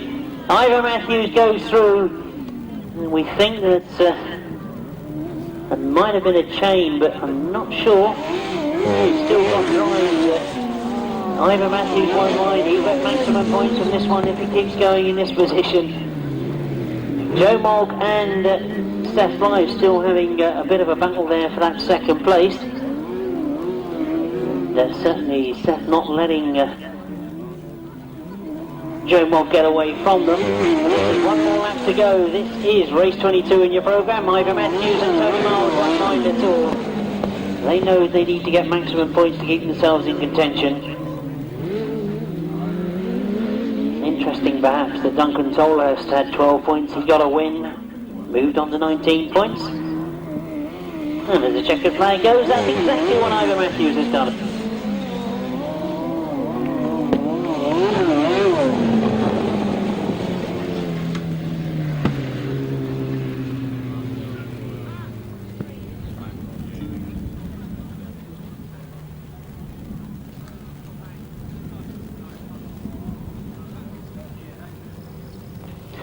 So, disappointingly, we see the outfit go back to the pits of Paul Whitelam. That looks very serious damage indeed from the expressions of Kevin at the moment. But it means we get an official result of race 22 being a win for number 15, Ivor Matthews and Tony Miles. In second place, number 98, Joe Mogg and Joe Smith. In third place, number 30, Seth Blythe and Carl Blythe. The winning time, 128.69, 128.69, 15, 98 and 30.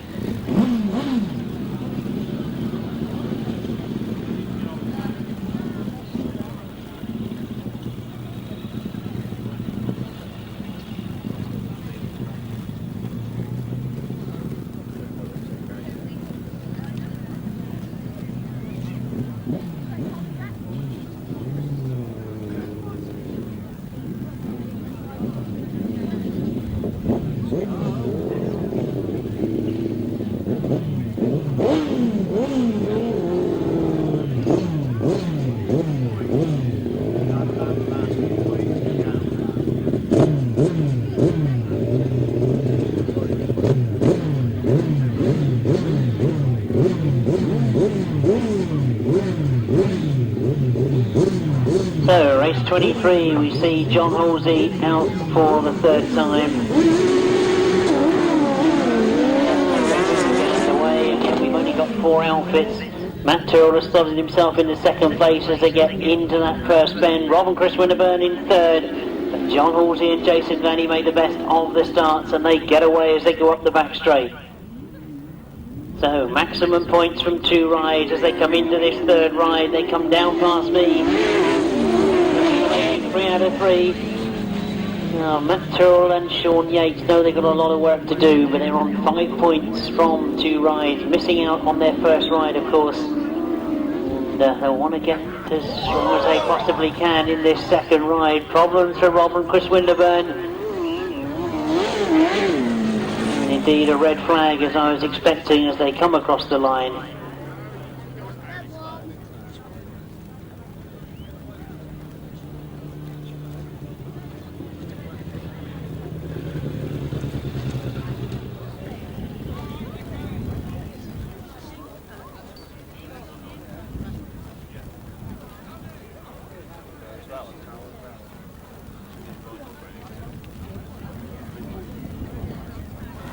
obviously is the opportunity. This isn't an official interval as such, but obviously time being taken to just get the roller onto the circuit, see if we can take a few of those humps and bumps out. So if there's anything you urgently needed to do, or visit any of the stands I've got here behind me. Remember, Track Racing Review has now unfortunately ceased publication, but there are still some back issues available for purchase if you haven't got them, or haven't even seen them. Have a look at them, they're just behind me. Number 13, John Halsey, Jason Glenny. Number 14, Clive Stoneman and Rolph Broomfield.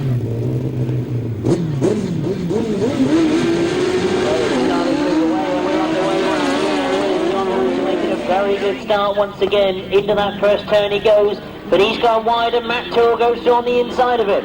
John Halsey comes back at him though as he goes up the back straight, and Matt Tyrrell has to sit back in second place. Now Rob Winterburn is starting to catch as well as they go into that top turn. But John Halsey and Jason Glenny are very wide and very quick. But they come back leading from Matt Tyrrell and Sean Yates in second place.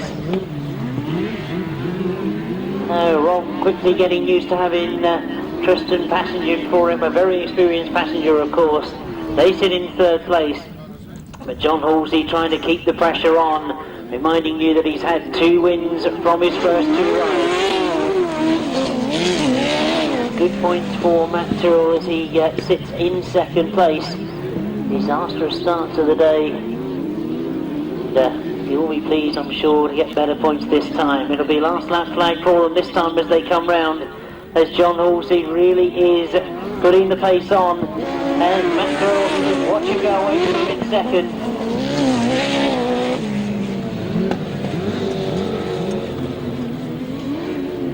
Of course, we just got one more race to go in this third leg of the sidecars. We're starting to see how it pans out then, because riders again have been taking points off each other. But John Halsey is staying out in front. He's had 3 rides and 3 wins.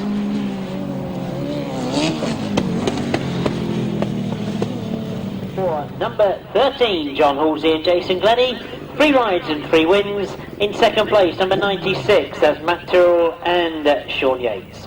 Third place goes to 148, Rob Winterburn and Tristan Winterburn, and fourth place, number 14, Clive Stoneman and Roland Broomfield. The winning time was 128.32, 128.32, that's 13, 96, 148 and 14.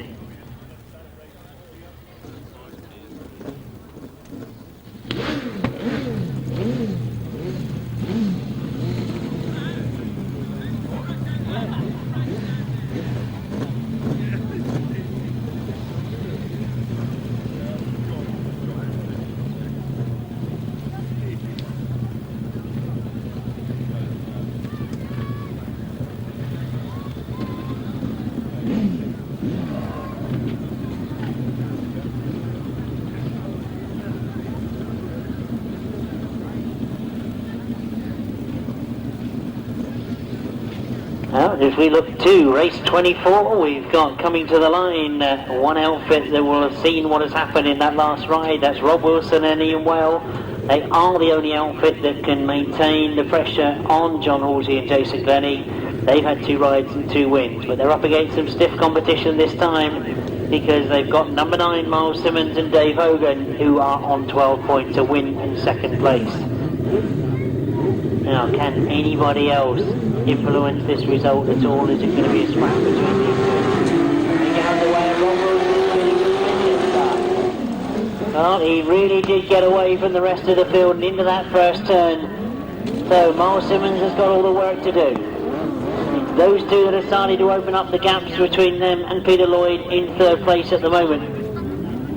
And Miles Simmons decided to hold it tight on that top bend. He's staying close to Rob Wilson though. Rob Wilson's trying to keep the pressure on, trying to pull away, but he must be hearing that Miles Simmons is close to him as they go up the back straight. Rob Wilson looks quick on that part of the circuit, but watch how Miles Simmons gains on this top bend. Rob Wilson has to make the choice where he's going to go, which racing line he's going to have, and Miles Simmons does get the chance to watch where he goes and decide whether he's going to go wide or keep it tight. Gain the speed on the inside. At the moment, trying everything he possibly can, but Rob Wilson is doing just that little bit more. He's keeping the gap between him and second place. Big gap now opening up between second and third. Those two really have got away from the rest of the field. as the early pressure was from Miles Simmons. In fact, Rob Wilson has gone wide. Well, I was quickly looking at Peter Lloyd because he's lost a chain in front of me. He pulls up, and just as I took my eyes off those front two, I saw Rob Wilson go very wide. But the checkered flag goes, he's kept it. Miles Simmons has to be content with second. The winning time, 1:27.59, 1:27.59, 24, 9 and 81. Hope you've all managed to do that one. As we go over the plays to the fourth and concluding legs of the solo competition. Here we go. Riders that haven't scored very well so far, they need to get it together in this last ride to make sure of a place in the A final. Those that have scored well need to keep it going. So, who have we got going in race 25? We heard from the pits that Mike Towers had to pull out. Paul Cooper, of course, in with a chance of getting into the big final. Dave Rumsey, who had a tremendous ride in his third ride. Mark Taylor also in there amongst the points.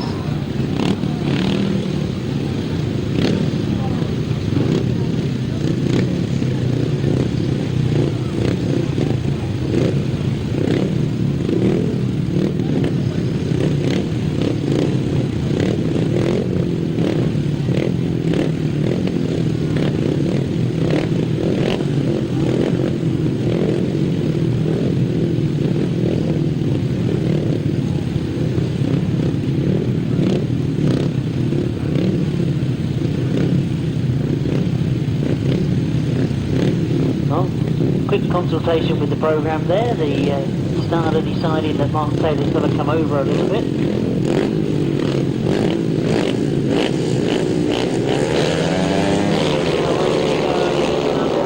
Rumsey's made a very good start. Paul Cooper has gone with him, and Dave Rumsey it is that's got the lead. Paul Cooper chases after him as they go out of that first turn.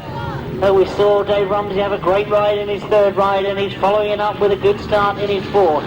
Into the pit bend he goes. He's got Paul Cooper chasing after him as they come off that pit bend. With Mark Taylor back in third place. Scott Wilson back in fourth at the moment. But all eyes, I'm sure, on those front two as really it is Dave Rumsey setting the pace. Paul Cooper with the challenge. Into the pit bend they go.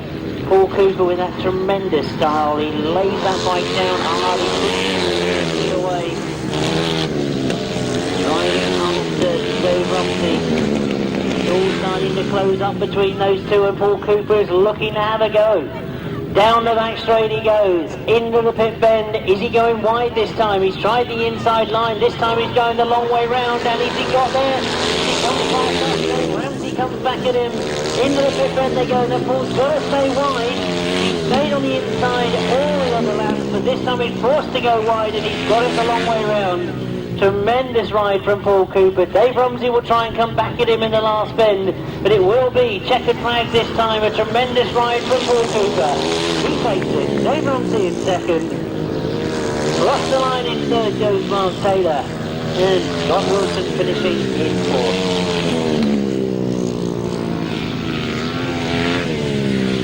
Right, and a win for number 11, Paul Cooper.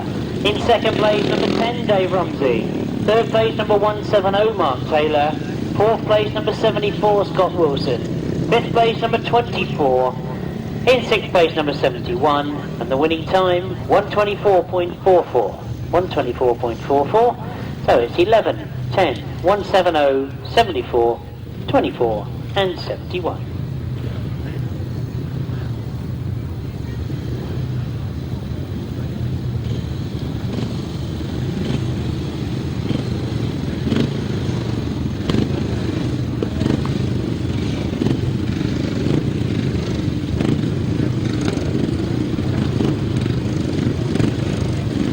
This one certainly could be an interesting one because we've got Jason Bunyan, who is on maximum 30 points. Neil Taylor, who is at the moment on 18 points, along with Matt Reed, who also goes in this one. Away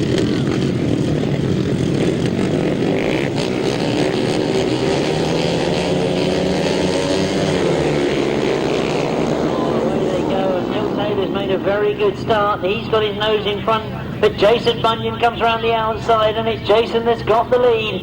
He's away from the rest of the field as he goes down that back straight. They're all starting to sort themselves out in second, third and fourth, but it's Jason Bunyan that's got away. Trevor Banks in third and Matt Reed in fourth. Matt Reed is actually going to go very, very wide on that top end. I think he's got himself in the heavy dust on the outside. He very sensibly slows up, comes back onto the racing line. But at the moment there's no taking away from Jason Bunyan. He looks to be in the racing form this afternoon. And he's certainly going to take some beating. Really a straight head-to-head between him and Jeremy Doncaster. Now we've got to wait and see. But those two are the ones that are absolutely dominating this class at the moment. And with just one more lap to go, Jason Bunyan really does look to be enjoying this game. Big left of this from Trevor Banks as he's trying to close on Neil Taylor. In there with a fighting chance of being in the final. Trevor Banks staying with him all the way. But as we see the checkered flag go, it is Jason Bunyan that's going to make it 4 out of 4. Trevor Banks in third.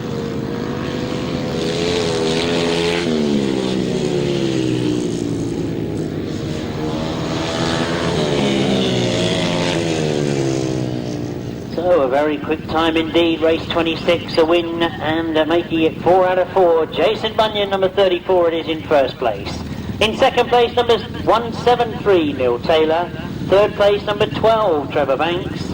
Fourth place, number 152, Matt Reed.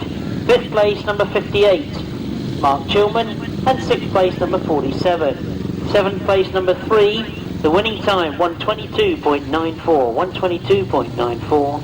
34, 173, 12, 152, 58, 47 and 3. So he was sitting in the pit box watching the race before. Jeremy Doncaster, number 6, has seen Jason Bunyan make it 4 out of 4.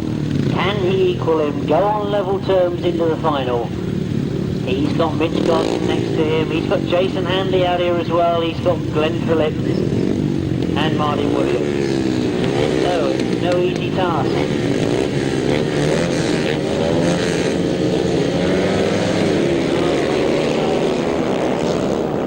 Can't decide who's made the best of the starts. Glen Phillips certainly is right there and he leads Jason Handley as well. Jeremy Doncaster is back in fourth place. Mitch Godden has gone up into third. Jason Handley in second, but it's Glen Phillips that leads at the moment. So Glen Phillips setting the pace. Jason Handley chasing. Jason Handley on the line. Mitch Godden up in third. Jeremy Doncaster in fourth at the moment.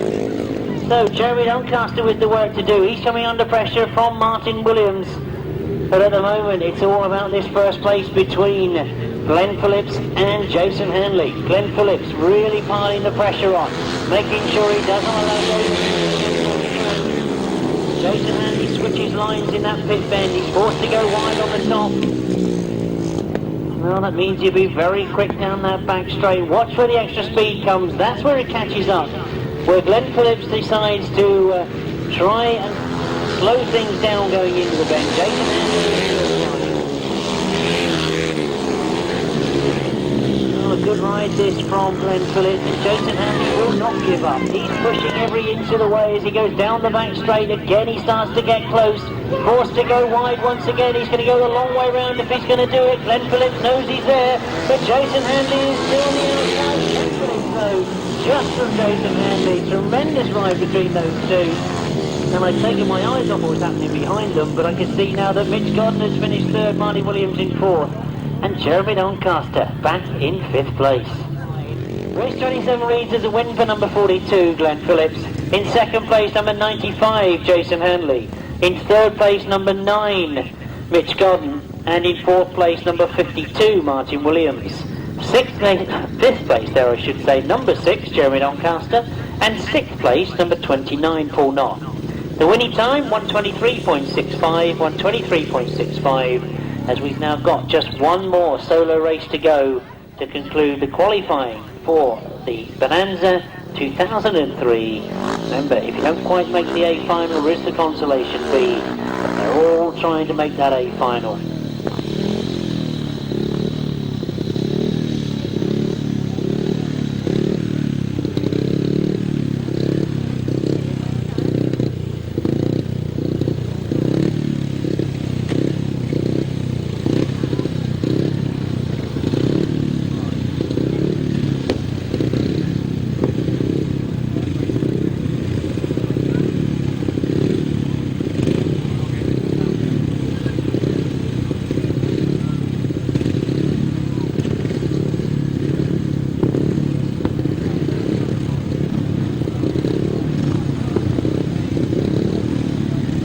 I'm sure that the pit crews have worked it all out, what riders have got to do. But one thing I've just noticed is that a lot of the riders that might be just about making a place in that A final all come together in race 28. Talking, of course, to Richard Hall, Kevin Buck and Steve Braidford.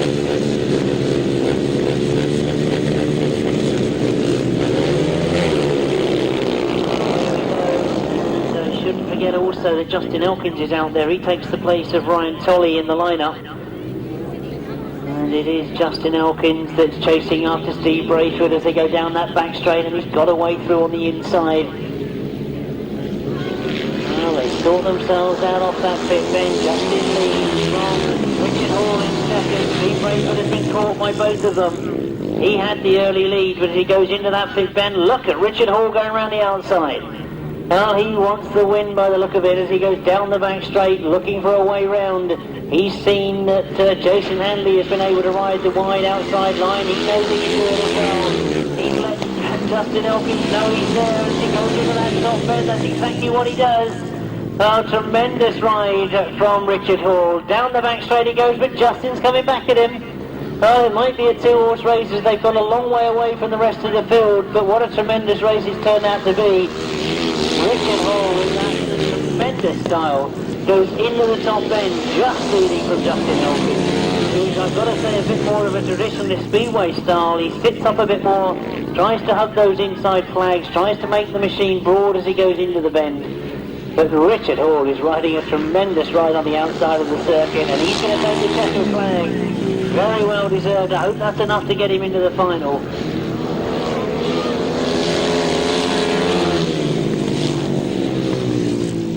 So, while all the points get added up now, let's give you the official result of race 28, because it all got a bit close to third, fourth and fifth. But the win was most definitely for number 30.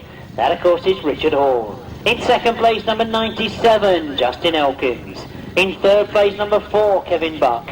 In fourth place, number 20, Craig Smith. And fifth place, number 215, Steve Braidford. Sixth place, number 36, Mike Toplis. And the winning time, 123.37. 123.37. So that concludes all the solo qualifying for the Berks Bonanza 2003. Once we've clarified all the points and checked and double checked, we'll let you know who goes in the A and who goes in the B. At the end of the fourth leg of the sidecars, there will be an official interval, I should say. And I was given a poster that's perhaps worth having a look at. There's the artistic photography that is on exhibition just as you go in towards the pits. And one of those fantastic pictures is including the tribute to Simon Wigg. That's simply the best. It's well worth looking at. There's all sorts of F1 pictures, etc. They're all done in portrait style, so worth having a look at if you're wandering around during the interval, along with all of the other memorabilia stands. Right, what's going to happen in the sidecar competition? 29 in the programme, only 3 competitors, but pleased to see that Paul Whitelam's back out there again. We thought from the expression Kevin gave us when they stopped that it was something pretty terminal, and obviously it didn't turn out to be. They've managed to fix it, and they're back out racing. Ivor Matthews sitting on 19 points from the 3 rides. And Paul Whitelam is certainly setting the pace at the moment. Into that pit bend they go and up the back straight. He's got a little bit of a lead on Ivor Matthews, so I'm not sure whether Ivor has worked out that the second place will be enough for him, or Paul Whitelam is in such determined mood. Problems for Matt Tyrrell and Sean Yates there, slowing up in third place.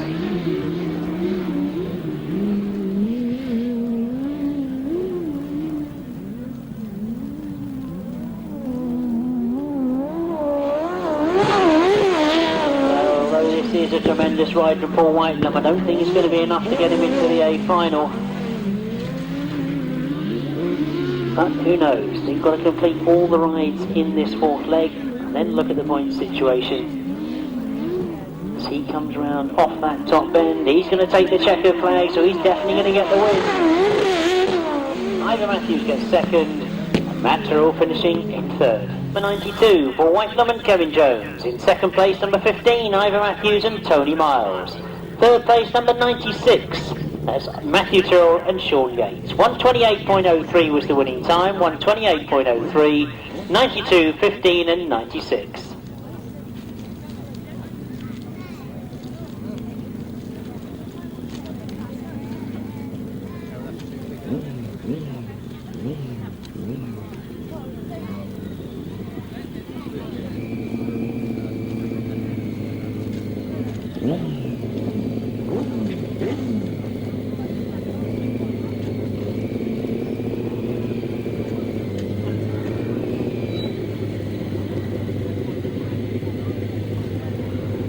Looking at the overall points in the sidecar competition, this could be quite an important heat because John Hiscock and Simon Wall are on 15 points from the 3 rides, so they could do with good points in this one. Duncan Tolhurst and Nicky Owen on 19 points. And of course Rob and Tristan Winterburn is with that change of passenger.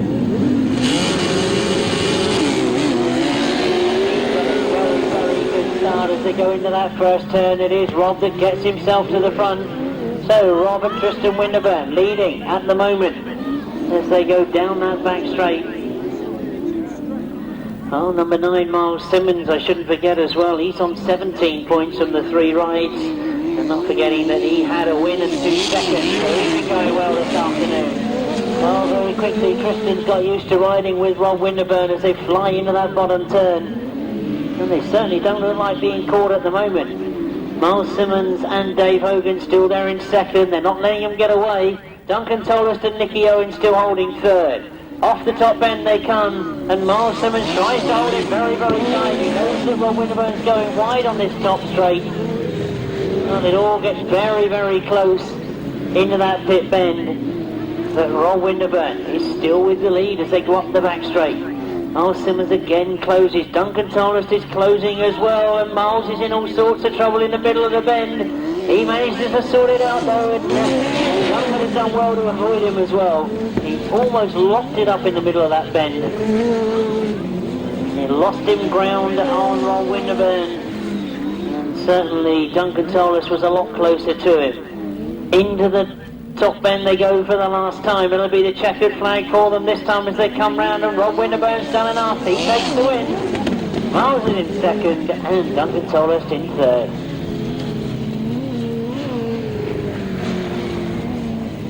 So the official result of race 30 then, the second of the 4th leg ride to win for number 148, and that's Rob Winterburn, passenger by Tristan Winterburn. In second place, number 9, Miles Simmons and Dave Hogan. Third place, number 74, Duncan Tolhurst and Nicky Owen. Fourth place, number 14, Clive Stoneman and Roland Broomfield. Fifth place, number 30, Seth and Carl Blythe. And in sixth place, number 184, John Hiscock and Simon Wall. 130.78, 130.78, 148.9, 74, 14, 30 and 184. For race 31 in your programme, all eyes I'm sure on Rob Wilson and Ian Well. They've had 3 rides and 3 wins so far. They sit on 21 points from those 3 rides. This, their final ride, will we be seeing them in the A final.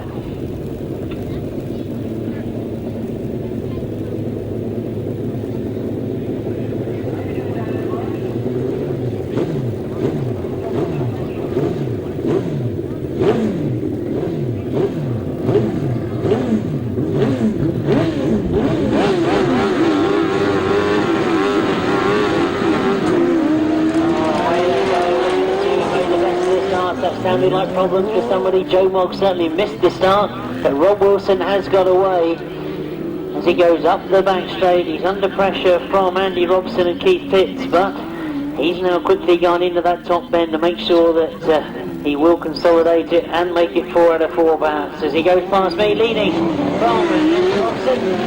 John Stafford in third at the moment and Joe Mogg back in 4th. And I just wonder whether we ought to be watching the time on this one, because The only other rider that can stay with Rob Wilson is John Halsey, of course. He will go in race 32, the last of the qualifying rides. And he'll be sitting in that pit watching Rob Wilson at the moment. What lines can they take? Well, you've seen the gambles that they've taken earlier on this afternoon. They've seen it in both classes, solo and sidecar. That if you anticipate the bend, you can take a very, very wide bend and keep the speed on. And if somebody's trying to box level and stay on the inside and keep the door shut, you can go right the way around the outside. Now there's just the one more lap to complete for Rob Wilson. Partnership this year of Rob, Andy and Well. As they come towards the checker flag, they're going to make it 4 out of 4. They sit on a maximum and they will definitely be in a final. And a win for outfit number 24, Rob Wilson and Ian Ware. In second place, number 52, Andy Robson and Keith Pitts. In third place, number 81, John Stafford and Carl Squirrel. In fourth place, number 98, Joe Mogg and Joe Smith. 128.66 was the time, 128.66. So I think even with my unofficial maths, we can be sure that we're going to be seeing Rob Wilson and Ian Whale in the final.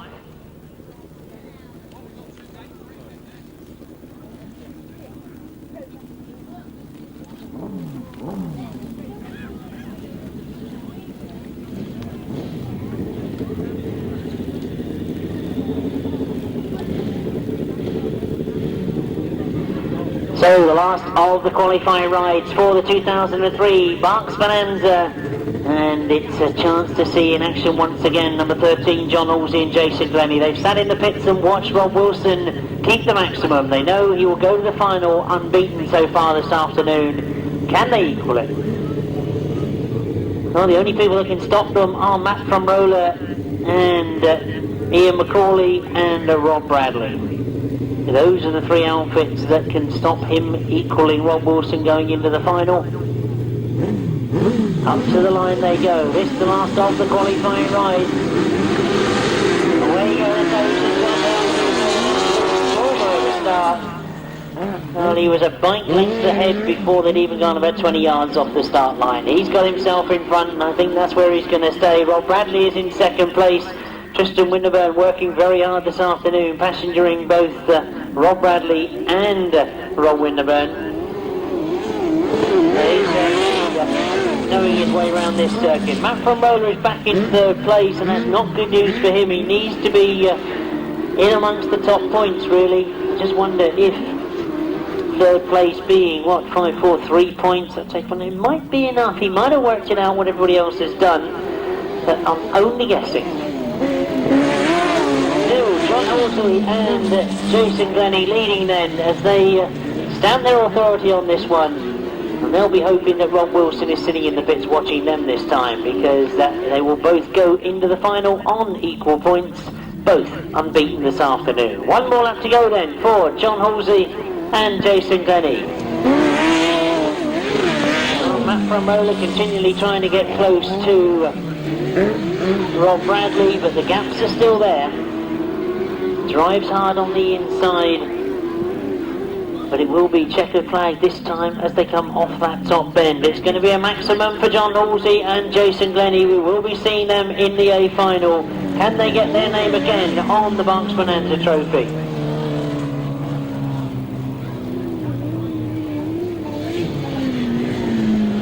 Right, to win for outfit number 13, John Halsey and Jason Glennie. In second place, number 87, Rob Bradley and Tristan Winterburn.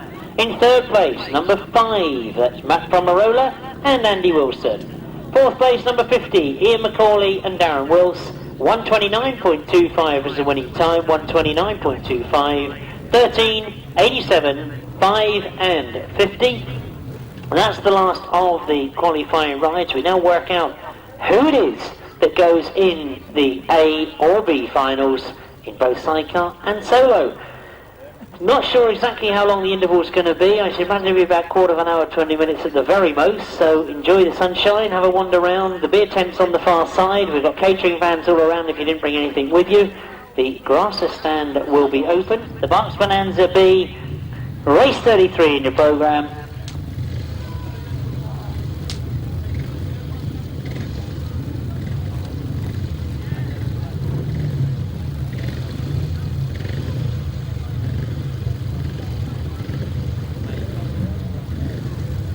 and I knew there's bound to be something I'd forgotten.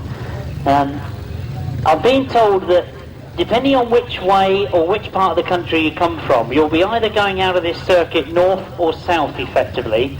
If you're travelling south, then there will be signposts taking you out of a bottom entrance, and you go left out of the way you came in, and you pick up the A34 a bit further down. If you're going north, then you go right the way you came in, and that will take you back to the Milton Junction, and then you'll be straight up the A34 and wherever you want to go. If you're going east or west, I haven't got a bloody clue. So he is, of course, the top qualifier, and will get first choice of gate. So let's complete the line-up then, because we've got number 4, Kevin Buck, coming to the line. He'll get first choice of gate. Number 173, Neil Taylor, second choice. And number 170, Mark Taylor, third choice. Joined by Mitch Godden, number 9. Matt Reed, number 152. Number 10, Dave Rumsey. Number 52, Martin Williams. 58, Mark Chilman. That's the last of the riders to come out. That's how they get to the starting lineup. Now remember that Kevin Buck had first choice of gate. Has he picked correctly? He's got some very fast riders on the outside of him. The others want to pull them all into line. Mitch goes the last to come into line.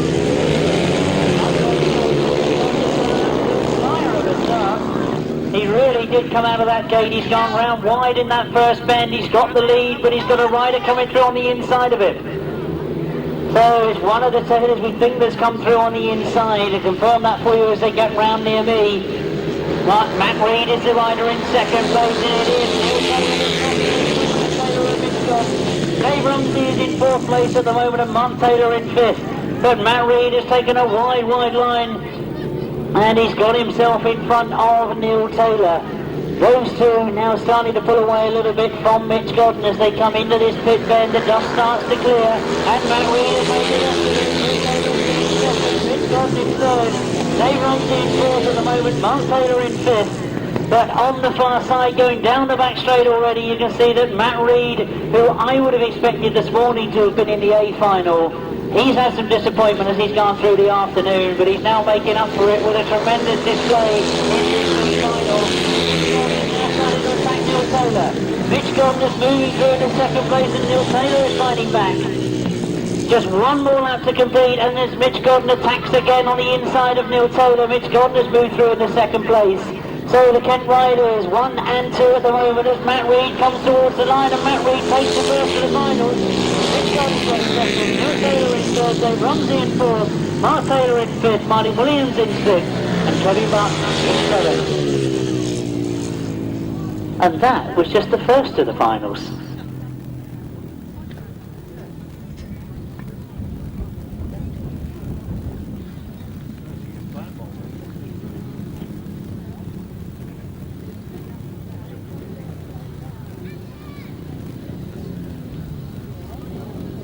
So a very, very quick time indeed for our first final winner this afternoon. Race 33 in your programme.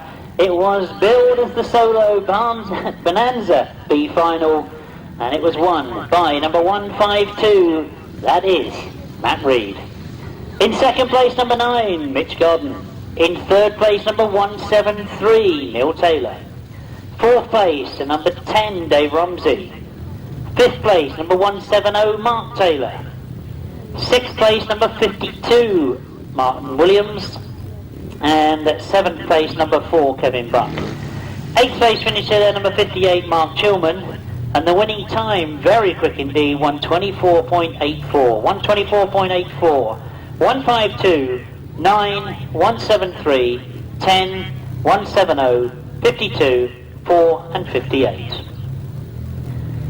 So that was the first of our 4 finals. We now go to the B final for the sidecars, and the competition between, and indeed first choice of gate for number 5, Matt from Marola and Andy Wilson. Second choice of gate, number 92, Paul Whitelam and Kevin Jones. Third choice, number 184, John Hiscock and Simon Wall. We've then got number 52, Andy Robson and Keith Pitts. Number 96, Matthew Tyrrell and Sean Yates. And Our reserve coming in place of number 98, Joe Mogg, is number 81, John Stafford and Carl Squirrel. Now, interesting perhaps that we saw in the solo competition the first gate choices favour the racing line. Whether they feel there's that little bit more grip on the racing line where the grass has been scuffed off. The sidecars look to have made the same choice, but the risk is that where you go into an already dug channel, that's been filled up during the race with loose. You get into the channel and all you'll do is sit there and spin. So passengers rapidly trying to dig the dust out of the channels that have already been dug.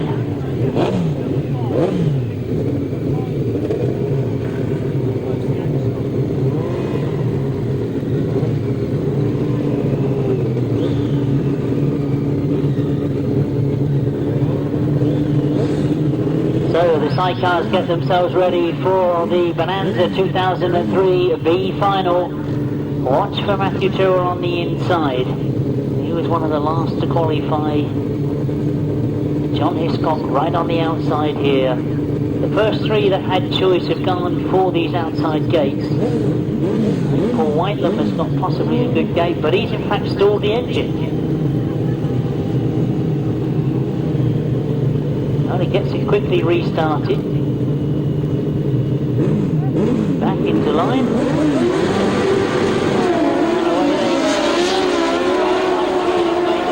Starts Paul Whitelam, looks to have the line going into that first turn, but there's three outfits together as they come off that line. They've stayed together in the first bend. They sort themselves out going up the back straight, and it is Paul Whitelam that's got the lead from John Hiscock in second, Matt Pomerola in third on the inside. And as they come down past me, it is Paul Whitelam and Kevin Jones that have got the lead. Oh, Marshall was moving as we can see an outfit coming off the side of the track there, but at the front it's Matt Pomerola that's trying to pursue the leader, Paul Whitelam. Matt Pomerola and Andy Wilson in second at the moment. That Paul Whitelam does look to be absolutely motoring. Starts with a slightly wider line than Matt Pomerola. Matt having to really go into that bottom turn almost straight. He turned right 90 degrees as he went into that bend. And John Hiscock is still in third place. But all eyes, I'm sure, on those front two. Paul Whitelam and Kevin Jones motoring on into the last lap they go. Matt Pomerola and Andy Wilson still there in second. John Hiscock still there in third. Matthew Tyrrell in fourth at the moment. John Stafford in fifth. And Andy Robson back in sixth. But as they've got themselves now spread out, we will see the checkered flag go.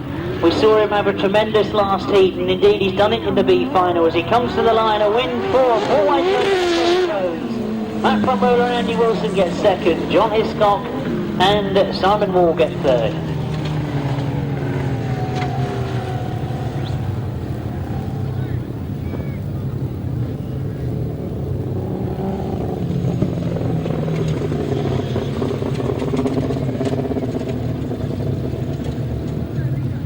So, race 34 in your programme. It was the Sidecar B final. The official result reads as a win in tremendous style for outfit number 92.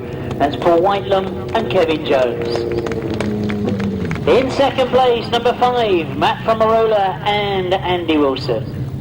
In third place, number 184, John Hiscock and Simon Wall.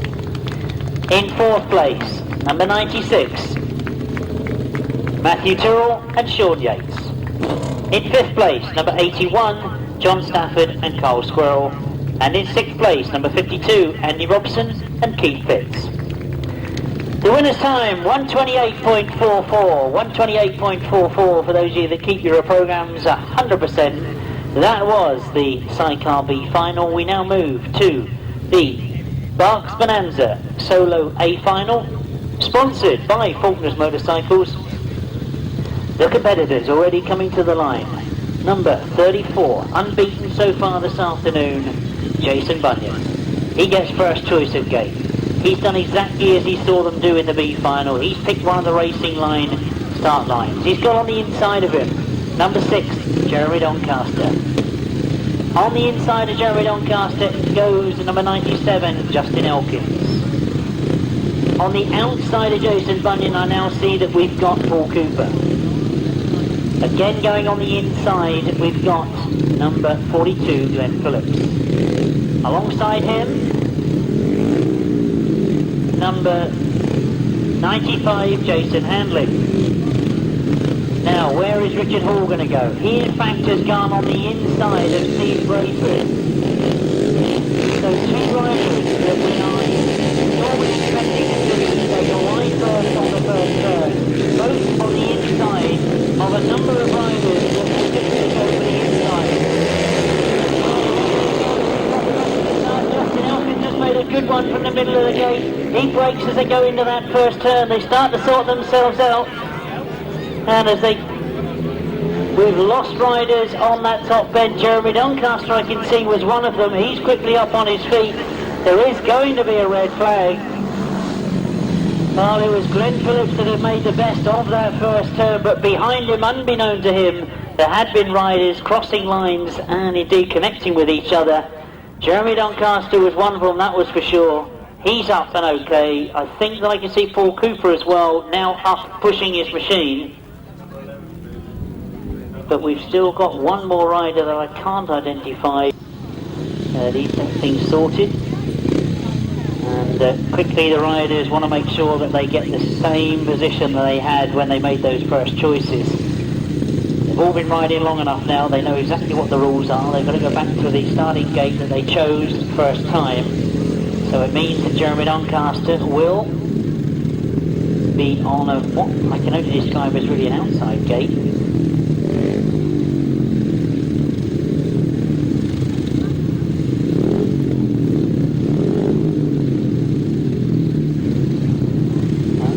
Bunyan comes to the line, no, goes back again.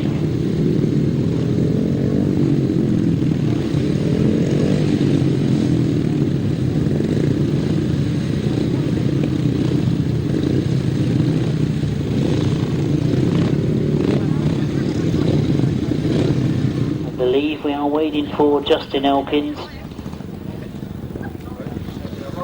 Justin makes the move to the line. Now,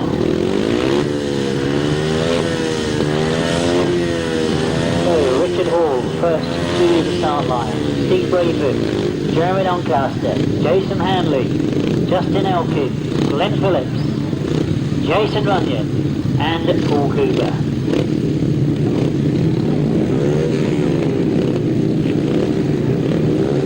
Starting forward to the start once again. This is for Berks Bonanza 2003.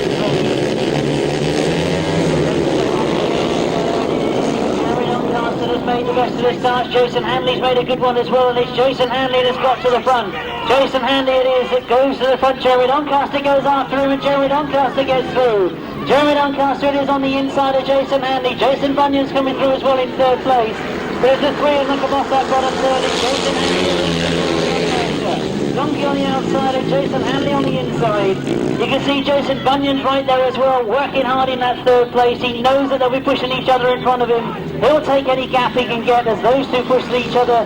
And as you can see coming off that straight bend, it is Jason Handley that's still got the lead. Jason Bunyan is third, up in the second. Jeremy Doncaster back in third place now. Glen Phillips has moved through into fourth. But it's all about that front now because Jason Handley looks over his shoulder. He knows that he's got Jason Bunyan chasing him. It will be the last lap flag for them as they come round. Jeremy Doncaster looks to be slowing as he drops back down to the field. Jason Handley is absolutely flying and Jason Bunyan can do nothing about it. Jason Handley throws it into that top end. This is a tremendous ride from Jason Handley. Down the back straight he goes. Jason Bunyan can do nothing about it at all. As Jason Handley throws it into that last bend, he comes up off the hill. We'll see the checker flag this time. It's Jason Handley's done it. Jason Bunyan in second. Glen Phillips in third. Jeremy Doncaster in fourth. Richard Hall in fifth. Steve Braidford, is it? No. Paul Cooper is going to be in sixth place. But what can you say? Jason Handley. When I spoke to him this morning, he said he was concerned about the track. He said it's a bit slippy at the moment. I hope it gets a bit grippier as the day's gone on. Well, he certainly found some grip there, didn't he? A tremendous ride. Give him your congratulations. They all come round. The conditions started to work against us. The dust was starting to fly. But I think you'll agree, a tremendous 2003 Berks Bonanza Solo A Final.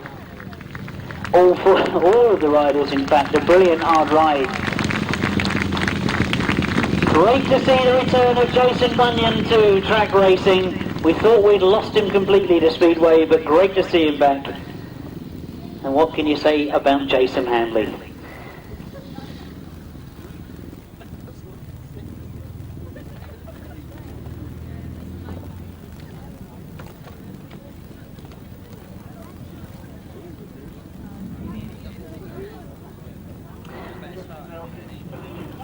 So let's give you the official result then of the 2003 Berks Bonanza Solo A Final, sponsored by Faulkner's Motorcycles. A win for number 95, Jason Handley. In second place, number 34, Jason Bunyan.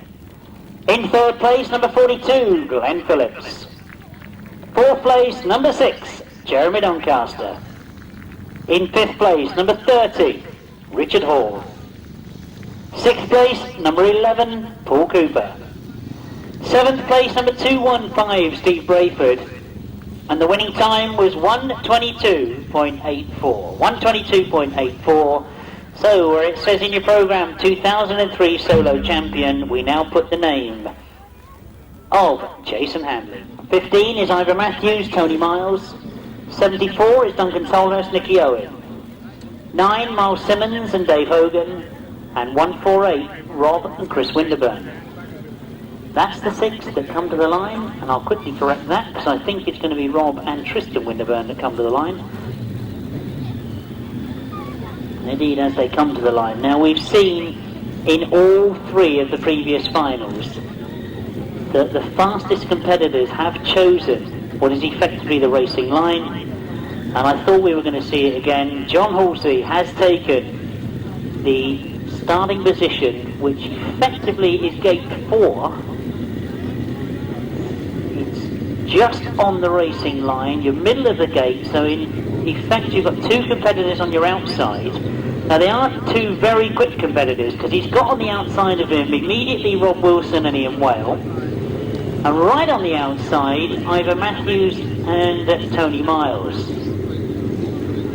Now what can really throw the spanner in the works is that going to the inside gates we've got Duncan Tolhurst and Nicky Owen, Rob Winterburn, and right on the inside Miles Simmons and Dave Hogan. Now we've seen a lot of good starts today. They will be watching those starters. Again, they've done the same as the solos. They've made sure there's no loose in the grooves that they are taking.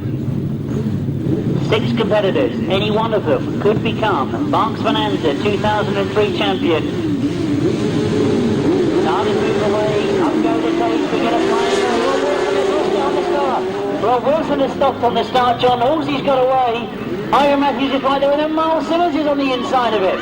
So Ivor Matthews on the outside, Miles Simmons on the inside, and look at John Halsey pulling away. John Halsey flies up that back straight, into the top bend he goes. Miles Simmons tries to stay with him. Ivor Matthews is coming through on the inside of Miles Simmons. Ivor Matthews is up in the second place, finds a way through into second. He'll be chasing after John Halsey as the race develops. The dust starts to fly, but it's John Halsey and Jason Glennie that are still there. Up the back straight they go, where they've looked very quick all afternoon. They stay in front, and it is Ivor Matthews and Tony Miles that have got to do the chasing. Miles Simmons and Dave Hogan still there in third place. Duncan Tolhurst in fourth with Rob Winterburn on the outside of them. But all eyes, I'm sure, on those front 3, as it is John Halsey and Jason Glennie that have got away. Closing up all the time, though, is Ivor Matthews as they go into this top bend. It will be the last lap flag for them this time as they come round. John Halsey has got 1 more lap to go to become Berks Bonanza 2003 champion as he dives in that bottom bend. Ivor Matthews has not given up though. He's right there with him as they go up the back straight.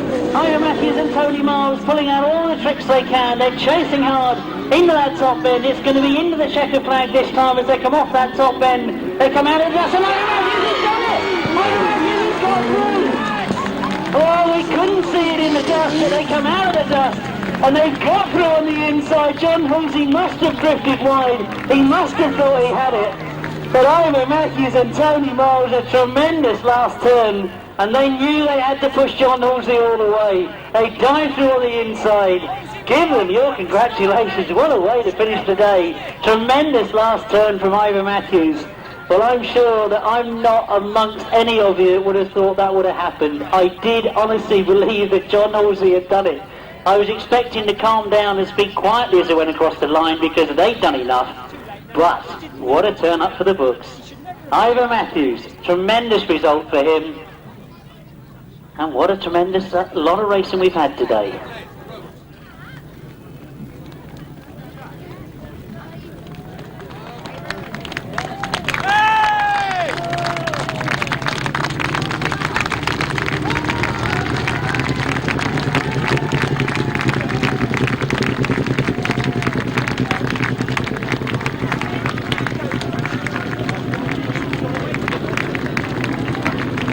Oh, what a great shame that Rob Wilson missed the start. We thought that he was going to be in there competing with them at the front of the race.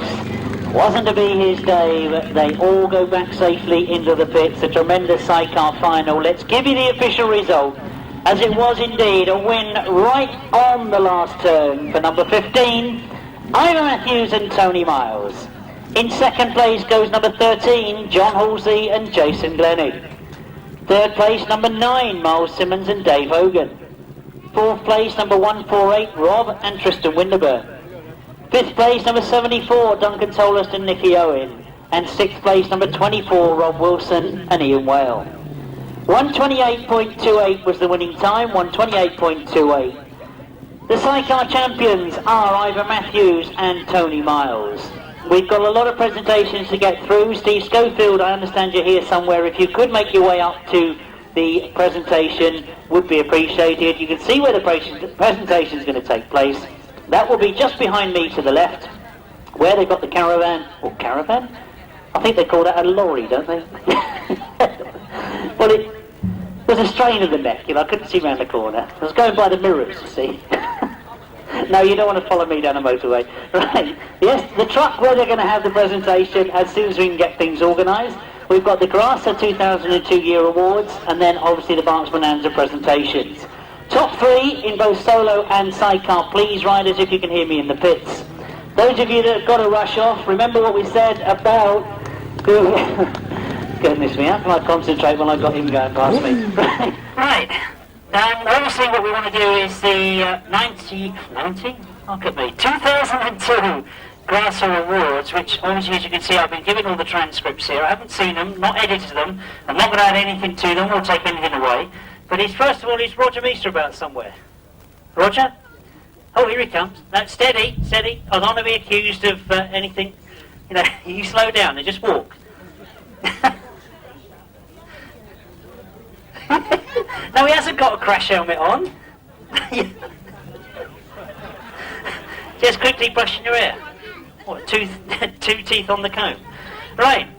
So, Grasser 2002. I'm not honestly sure how many of the competitors we've got here to collect the trophies, but obviously all except one. You think? Yeah, I've had advice like that before. Right. So it says here these trophies are awarded on votes taken on the website, grasstrackracing.com, postal votes and votes placed in the box at the Grasser stall.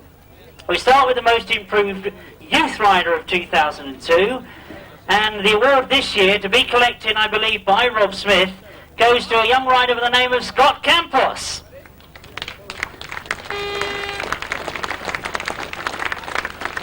Now, I know I normally try to do the big build-up and tell you all about these riders beforehand, but that's not how it's written here. It says that the runner-up was Natasha Bartlett. Scott from Ipswich was recently celebrated his 14th birthday, May the 1st. He's been riding in the grass scene since he was 6 years old and has a mantelpiece full of awards, including being the Norfolk and Suffolk Intermediate Class Champion.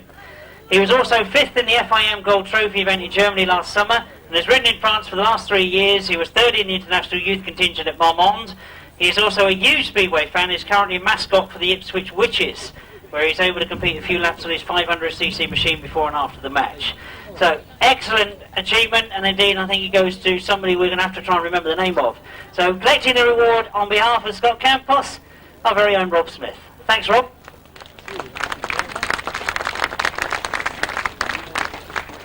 And if they think that was easy, I've got just as much to read you about the Youth Rider of the Year. And I hope he is going to be here, because I'm going to start off by saying his name is Jack from Shrewsbury in Shropshire. You're not meant to know who it is straight away.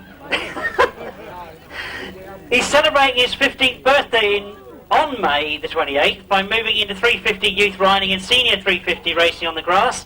He's been riding on the grass since he was 11 years old in Formula Grasstrack, formerly Bantam Racing, but has more recently moved into youth Grasstrack racing, was third last year in the British National Championships in the immediate class. But his big success has been on the European scene, where he was runner-up in last year's International FIM Gold Trophy in Germany to Cornwall's Benjamin Barker even. He also won the latest under-16 International Youth Indoor Speedway Series in Holland, over 2 legs, riding against riders from Holland, Germany and Great Britain. It is, of course, Youth Rider of the Year, Jack Hargreaves.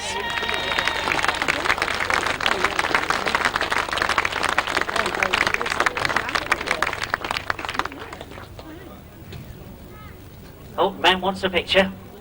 John, you've got to get used to this. The racing is only part of it.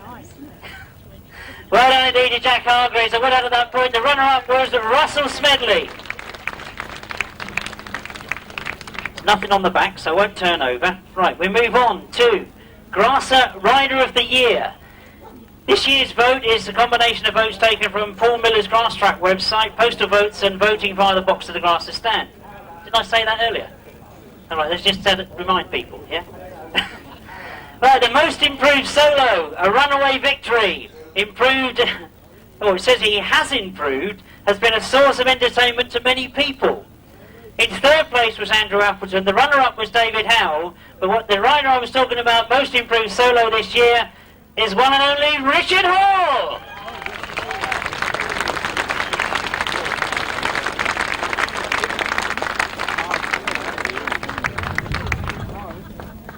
Well done indeed, Richard. Obviously a lot of people here agree with that. Now we move on to Most Improved Sidecar. A well-earned award for a young man who seems to be getting better every meeting he rides in. Finishing in third place was Wayne Reed. In second place, Miles Simmons. But the winners of the Most Improved Sidecar with the most votes were Matt from Roller and Andy Wilson.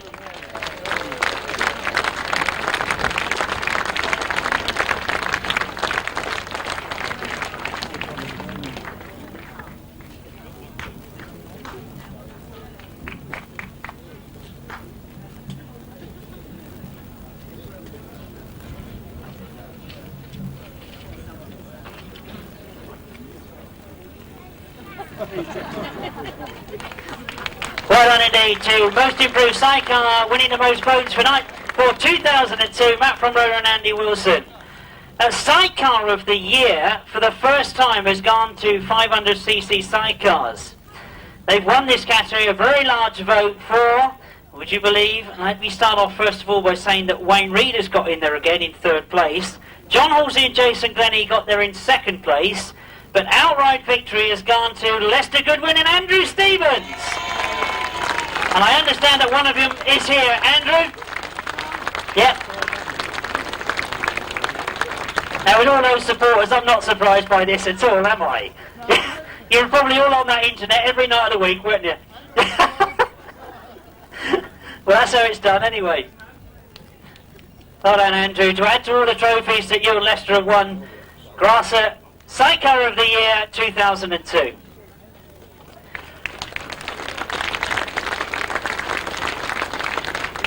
Right, Solo of the Year. It comes as no surprise is the opening sentence here. He's won this category, he rides in all the Tops countries meetings and always entertains his many fans with his exciting style. In third place, I'm pleased to say, was the Most Improved Richard Hall. In second place, David Howell, which I don't disagree with you at all, and I can't really disagree with your Solo of the Year.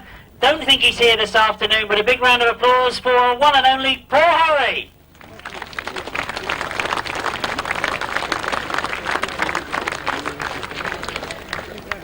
Right, the Charlie Coleman Trophy is awarded to a person who, in the committee's opinion, provides something a bit different to Grasstrack. God, that could leave you in all sorts of attitudes, couldn't it? Right, the committee's vote this year was an overwhelming in favour of this person. Not only is he a commentator, he dared to call 500 sidecars garden strimmers. He's a club chairman. He works very hard for many clubs, including Grasser. He sponsors our year calendars and even year planners. The winner is, very well deserved, Martin Hook.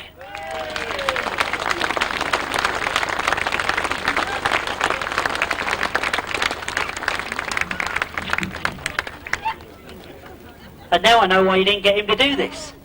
See, I thought I was going to get a rest. I said, Martin's here somewhere, he can do this for me. But very pleased, Martin. You might be a bit upset about some of the names that were previously on there before. Not at all.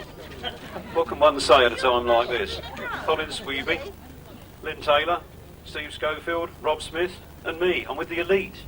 You're absolutely with the elite. Well done indeed, Martin. A lot of hard work behind the scenes, which I'm sure a lot of people don't see. Well done indeed. Well deserved. Thank you, Roger. Oh, you need your hat. Yeah, the sun is still shining, isn't it? Thank you. Right. Have we got anybody from the club? Well, you know what will happen? I'll give the wrong cups, the wrong amount of money to the wrong people. And big thank yous from the club go to Clive and Simon Hartwright. And I understand that Simon Hartwright and Gemma are both here. So Simon, if you could come and join us. He's looking around anxiously. Well done. So, what did you whisper in my ear? Oh right, a mum-to-be wife. She might not want everybody to know that, John. Right, we will start with the Berks Bonanza solo competition. I think you'll agree, a fantastic entry they got together. Great to see that Berks Bonanza is back on the calendar. And when I walked around the pits this morning, I was arguing with my video man who knows nothing about Grasstrack, who was going to do the winning. He got confused as always, and he got me to interview all the wrong people. But I'm pleased to say that out of the dozens that we interviewed, we managed to get at least 2 of these. In third place, a great ride, and I know he's doing tremendously well on the speedway as well. Terrific ride this afternoon, Glen Phillips.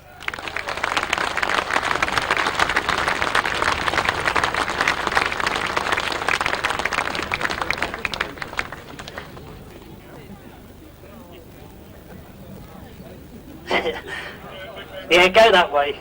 They know to go to the people with the envelopes. They never come to me, first of all.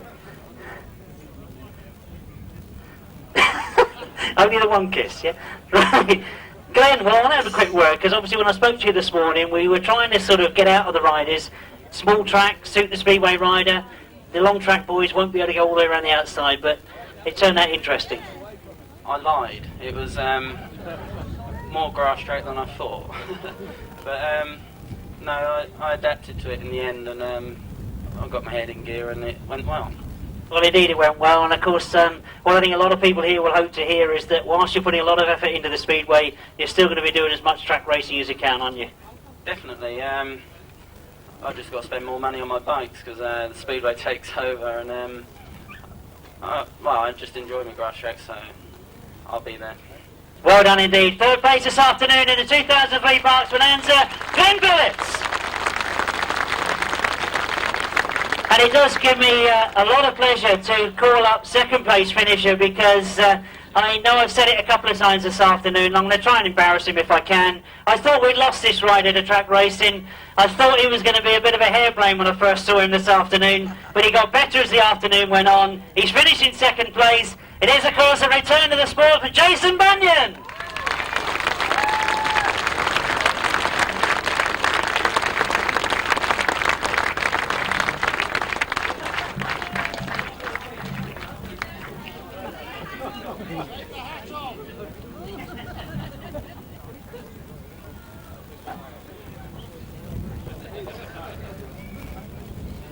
Well, I know I will embarrass you, Jace, because, I mean, I don't think I was being too harsh then, was I, when I said that it looked like we might have lost you to other things farther afield?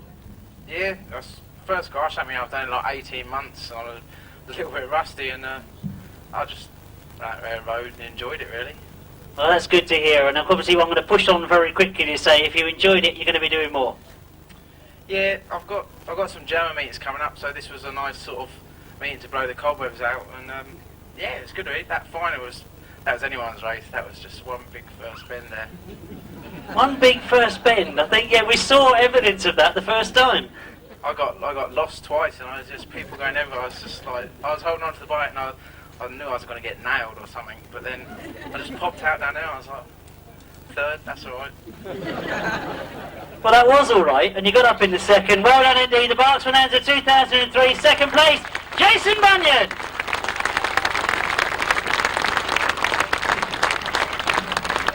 So if I was being harsh to those two, then this one I've really got to rip into, because when I spoke to this guy this morning, he said, well, I don't worry about the track too much, I just get out there and do what I can. As casual as that, I think a fantastic victory has gone to a rider that's performed brilliantly this afternoon. Number one it is, Berks Bonanza 2003, Jason Handley!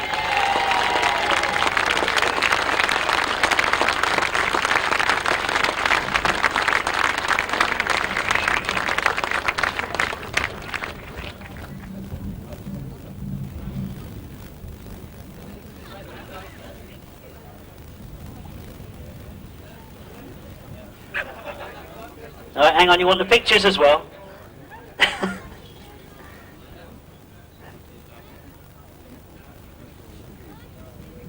That's all right, I'll get rid of that, Alan, don't worry.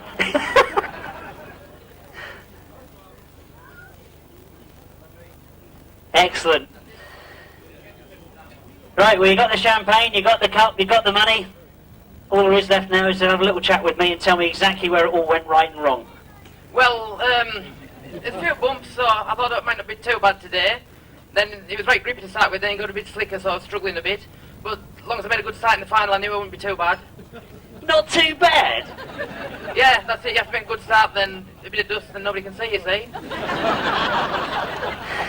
You see, he might give this sort of uncaring sort of extremity, but, you know, deep down inside, he's a thinking man. It was a big, big competition today, though, wasn't it? Yeah, it's a good meeting today. It's only the second meeting I've done this year. I've been busy at work and that, and I'm trying to get away a bit more, but it's hard work getting away.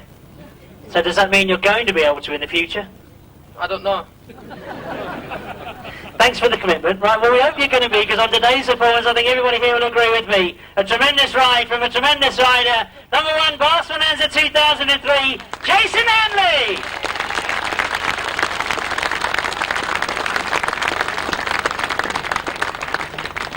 Right, well, we've got the top three here in the solo competition. We now have to get up here with them, the top three in the sidecar competition. Now, I've mentioned a few of these names already in the voting of 2002 Grasstrack Awards. Most improved? Well, I think he looked tremendous this afternoon. Finishing in third place, a rider that we know started his life as a passenger, now turned driver, and what a good driver he's turned out to be. Pasengered, of course, by Dave Hogan. I'm talking about in third place, Mal Simmons and Dave Hogan!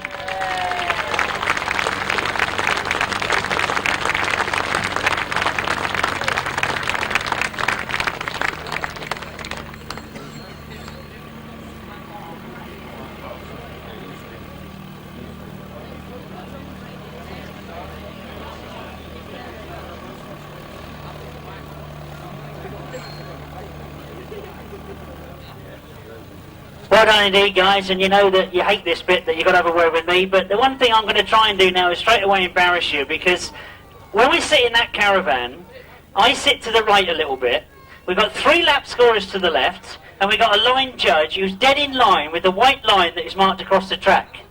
We give out a result, I admit it was a close finish, but you're supposed to accept the result. You're not supposed to come up and tell us we've all got it wrong. You know what race I'm talking about. You thought you had it right, and even had the cheek to say that the clerk of the course agreed with him. He was over there somewhere, he can't see. A great ride though, Miles. Yeah, it was. It was a good ride with Rob, and I think just going over the line, I looked at him, I think, oh, I just pipped him, but obviously I didn't, but do you know what I mean? It's, you know, obviously usually I didn't, so I said that would cost you a drink later on anyway. But, Again? Miles, I've got to say, that final, when we looked at the lineup, we more or less said that anybody on that line could have done it this afternoon. Yeah, but I think, you know, this is what I would call like a proper grass track, really. Do you know what I mean? It was good racing all day, it was hard racing all day, and like you said, it was anybody's final. We had gate one, and we had a good gate, and we just got our heads down and get stuck in and hope for the best, really. Do you know what I mean? But we come out all right anyway.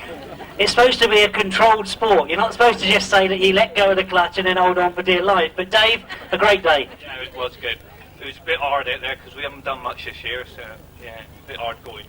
Well, it's only the start of the season. If you keep going like this, there's going to be more of this silverware. So well done indeed to third place, Miles Simmons and Dave Hogan. Well, perhaps not quite so shy to picking up the silverware. The next crew that I'm going to bring up finished in second place. And I, amongst a lot of you out there, thought that, well, they've done it again. It's going to be their name on a trophy yet again. They've been at the top of the sport for a long time now, and it's great to see them back up here. Well done indeed. Second place in 2003, John Halsey and Jason Manny.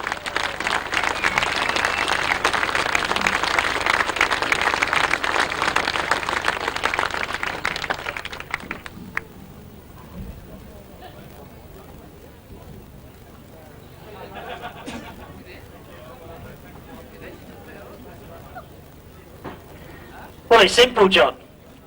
Just one simple question. You didn't see him coming, did you? No, I heard him coming for a couple of laps, but there's a real big hole down there, and usually I hug the inside on the last lap and stay tight and make them work hard, but like an idiot, I went round the outside of the hole and left the big hole for Ivor, and yeah, he pit me. Well, not pit me, done me good and proper, really. But, but the worst thing is I thought it was a third lap as well, and I was going to have another go at him, but then I seen everyone was waving, and that was it. Well, that's sorted out for today, but I mean, we are still really at the beginning of the really track racing season, aren't we? And I know, I spoke to you this morning, it's been disaster after disaster with engines. Yeah, we did the first meeting and we blew up, we did the second meeting and we blew up, and then we went yesterday with another engine that Roger Measer had built for us, and yeah, it went good yesterday, and we've come here and we finished, so we're pleased we finished, really. Well, pleased we finished, and Jason, I think there's a little rumour on the grapevine that you might not be a single man for much longer. No, that's it. I mean, the fun's over now. No, the ring's going on the finger, but I'll still be racing. Won't change a lot from that side of things. But I'm glad I've just come out of it alive, because you've been having to go at me all week. You've got 2 grass tracks this weekend. Don't be hobbling down the aisles. But I've done the ankle a little bit, but I should be right for next week. So. Well, that's the good news. Well done indeed to both of them in second place, John Halsey and Jason Manny.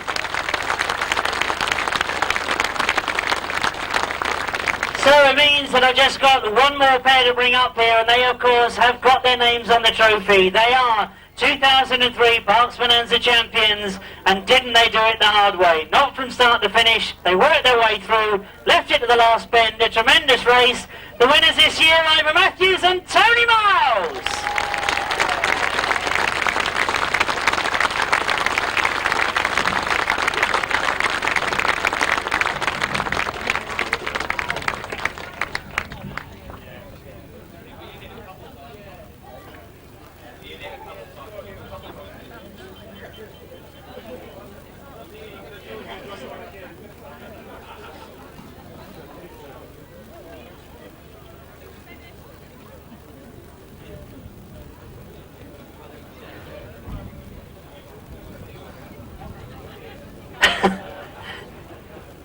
That's it, he'll get you sorted.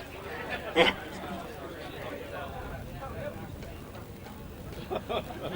He's not used to it, Alan. No.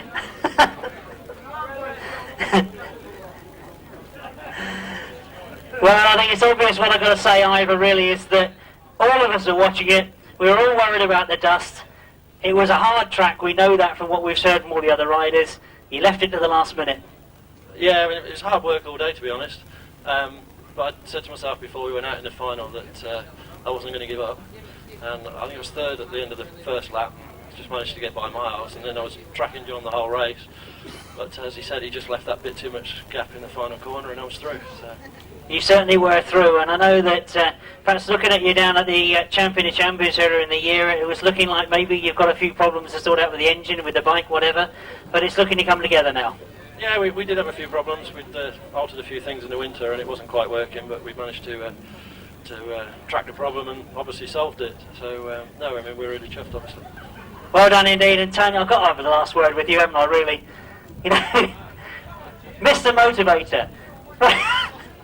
Oh dear, Jason wants to get going with the champagne, so it better be quick, Tony. A hard track, we said, a lot of work for a passenger this afternoon. Yeah, I was dead beat in the fourth heat, but I went up and got some magic spray off Miles and stuck it on the arm, and gritted my teeth and hung on, and I've done the business. Well, he most certainly did do the business. Let's give it a 1, 2, 3 once again for the sidecars. 2003 Berks Bonanza as Miles Simmons and Dave Hogan, John Halsey and Jason Glenny, Ivan Matthews and Tony Miles.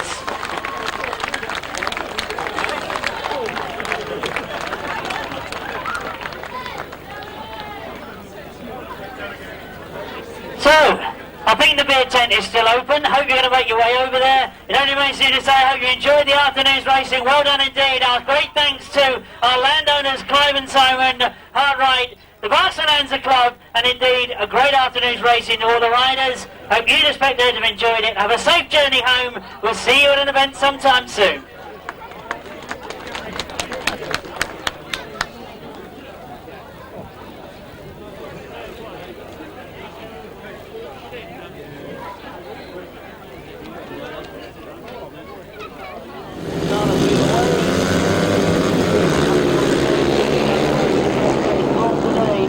Of the Berks Bonanza 2003, Trevor Banks has worked his way through and got himself to the front of the back straight they go, and Jason Handley makes the charge and goes through on the inside. Has he overdone it on that bottom pit turn?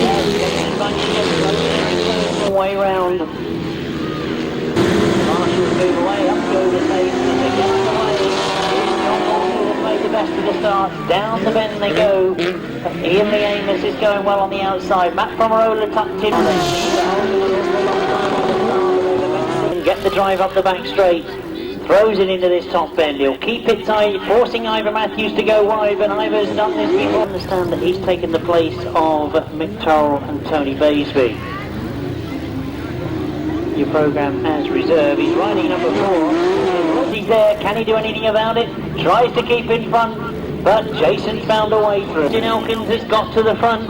It may change as they come round that first turn. Those two trying to pull away, but things changing as they go into that. Trevor Banks is on the inside. It's Trevor Banks that's got the advantage going into that first turn, but Jason Handley is coming round the outside. And as Trevor Banks slides off in that first turn, Bradley, Tristan Winterburn, John Hiscock and Simon Ward. As we get underway with race 13, as they're all together going down that back straight. On the exit of this top bend, Rob Wilson knows it as well, and he's going for a tight line. He's trying to get through on the inside. Checker back goes very, very close on the line. You can see exactly what Rob knew he had to do. On that start line, they sort themselves out, and John Halsey is not at the front of the race. As we look down, expect riders of their calibre to go for it. As Rob and Chris Winterburn come through, trying to follow them through as well, as he's got himself up into third place, looking for changing for that third place. If you can, just flick your eyes between the two. And John Halsey's looking for a gap on the inside of this last bend.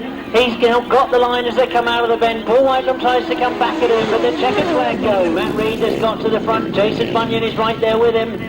Well, it's all changed in that first turn as they swap places and change completely going down the back straight. Oh, Jason Bunyan trying to find a way through on the inside. Oh, Matt Reed is back in third at the moment and trying to come through into second place. Dave Rumsey being forced to stay wide. Matt Reed has seen a gap on the inside. Going on, Jason Bunyan. First ride, of course. They'll want to get as strong as they possibly can in this second ride. Problems for Rob and Chris Winterburn. Into the pit bend. Is he going wide this time? He's tried the inside line. This time he's going the long way round. And has he got there? Straight again. He starts to get close. Forced to go wide once again. He's going to go the long way round if he's going to do it. Glen Phillips knows he's there. But Jason Handley is still the outside. Glen Phillips though, just from Jason Handley. He really did come out of that gate. He's gone round wide in that first bend. He's got the lead, but he's got a rider coming through on the inside of the line going into that first turn. But there's 3 outfits together as they come off that line. Justin Elkins just made a good one from the middle of the gate. He breaks as they go into that first turn. They start to sort themselves out. Doncaster goes after him and Jeremy Doncaster gets through. Jeremy Doncaster it is on the inside of Jason Handley. Jason Bunyan's coming through as well in third place. There's the 3 of them come off that bottom third. It's Jason Handley. Donkey on the outside and Jason Handley on the inside. You can see Jason Bunyan's right there as well, working hard in that third place. He knows that they'll be pushing each other in front of him. Up off the hill. We'll see the checkered flag this time. It's Jason Handley's done it. Jason Bunyan in second. Glen Phillips in third, Jeremy Doncaster in fourth, Richard Hall in fifth. Go to take, we're going to fly straight into the top bend he goes. Miles Simmons tries to stay with him. Ivan Matthews is coming through on the inside of Miles Simmons. Ivan Matthews is up in the second place, and Tony Miles pulling out all the tricks they can. They're chasing hard into that top bend. It's going to be into the checker flag this time as they come off that top bend. They come out of the dust, and Ivan Matthews has done it! Ivan Matthews has got through!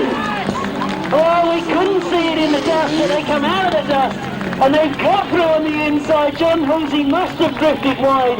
He must have thought he had it. But Ivan Matthews and Tony Miles, a tremendous last turn. But as long as I made a good start in the final, I knew it wouldn't be too bad. Not too bad. Miles, and then I was tracking John the whole race. But as he said, he just left that bit too much gap in the final corner and I was through. So.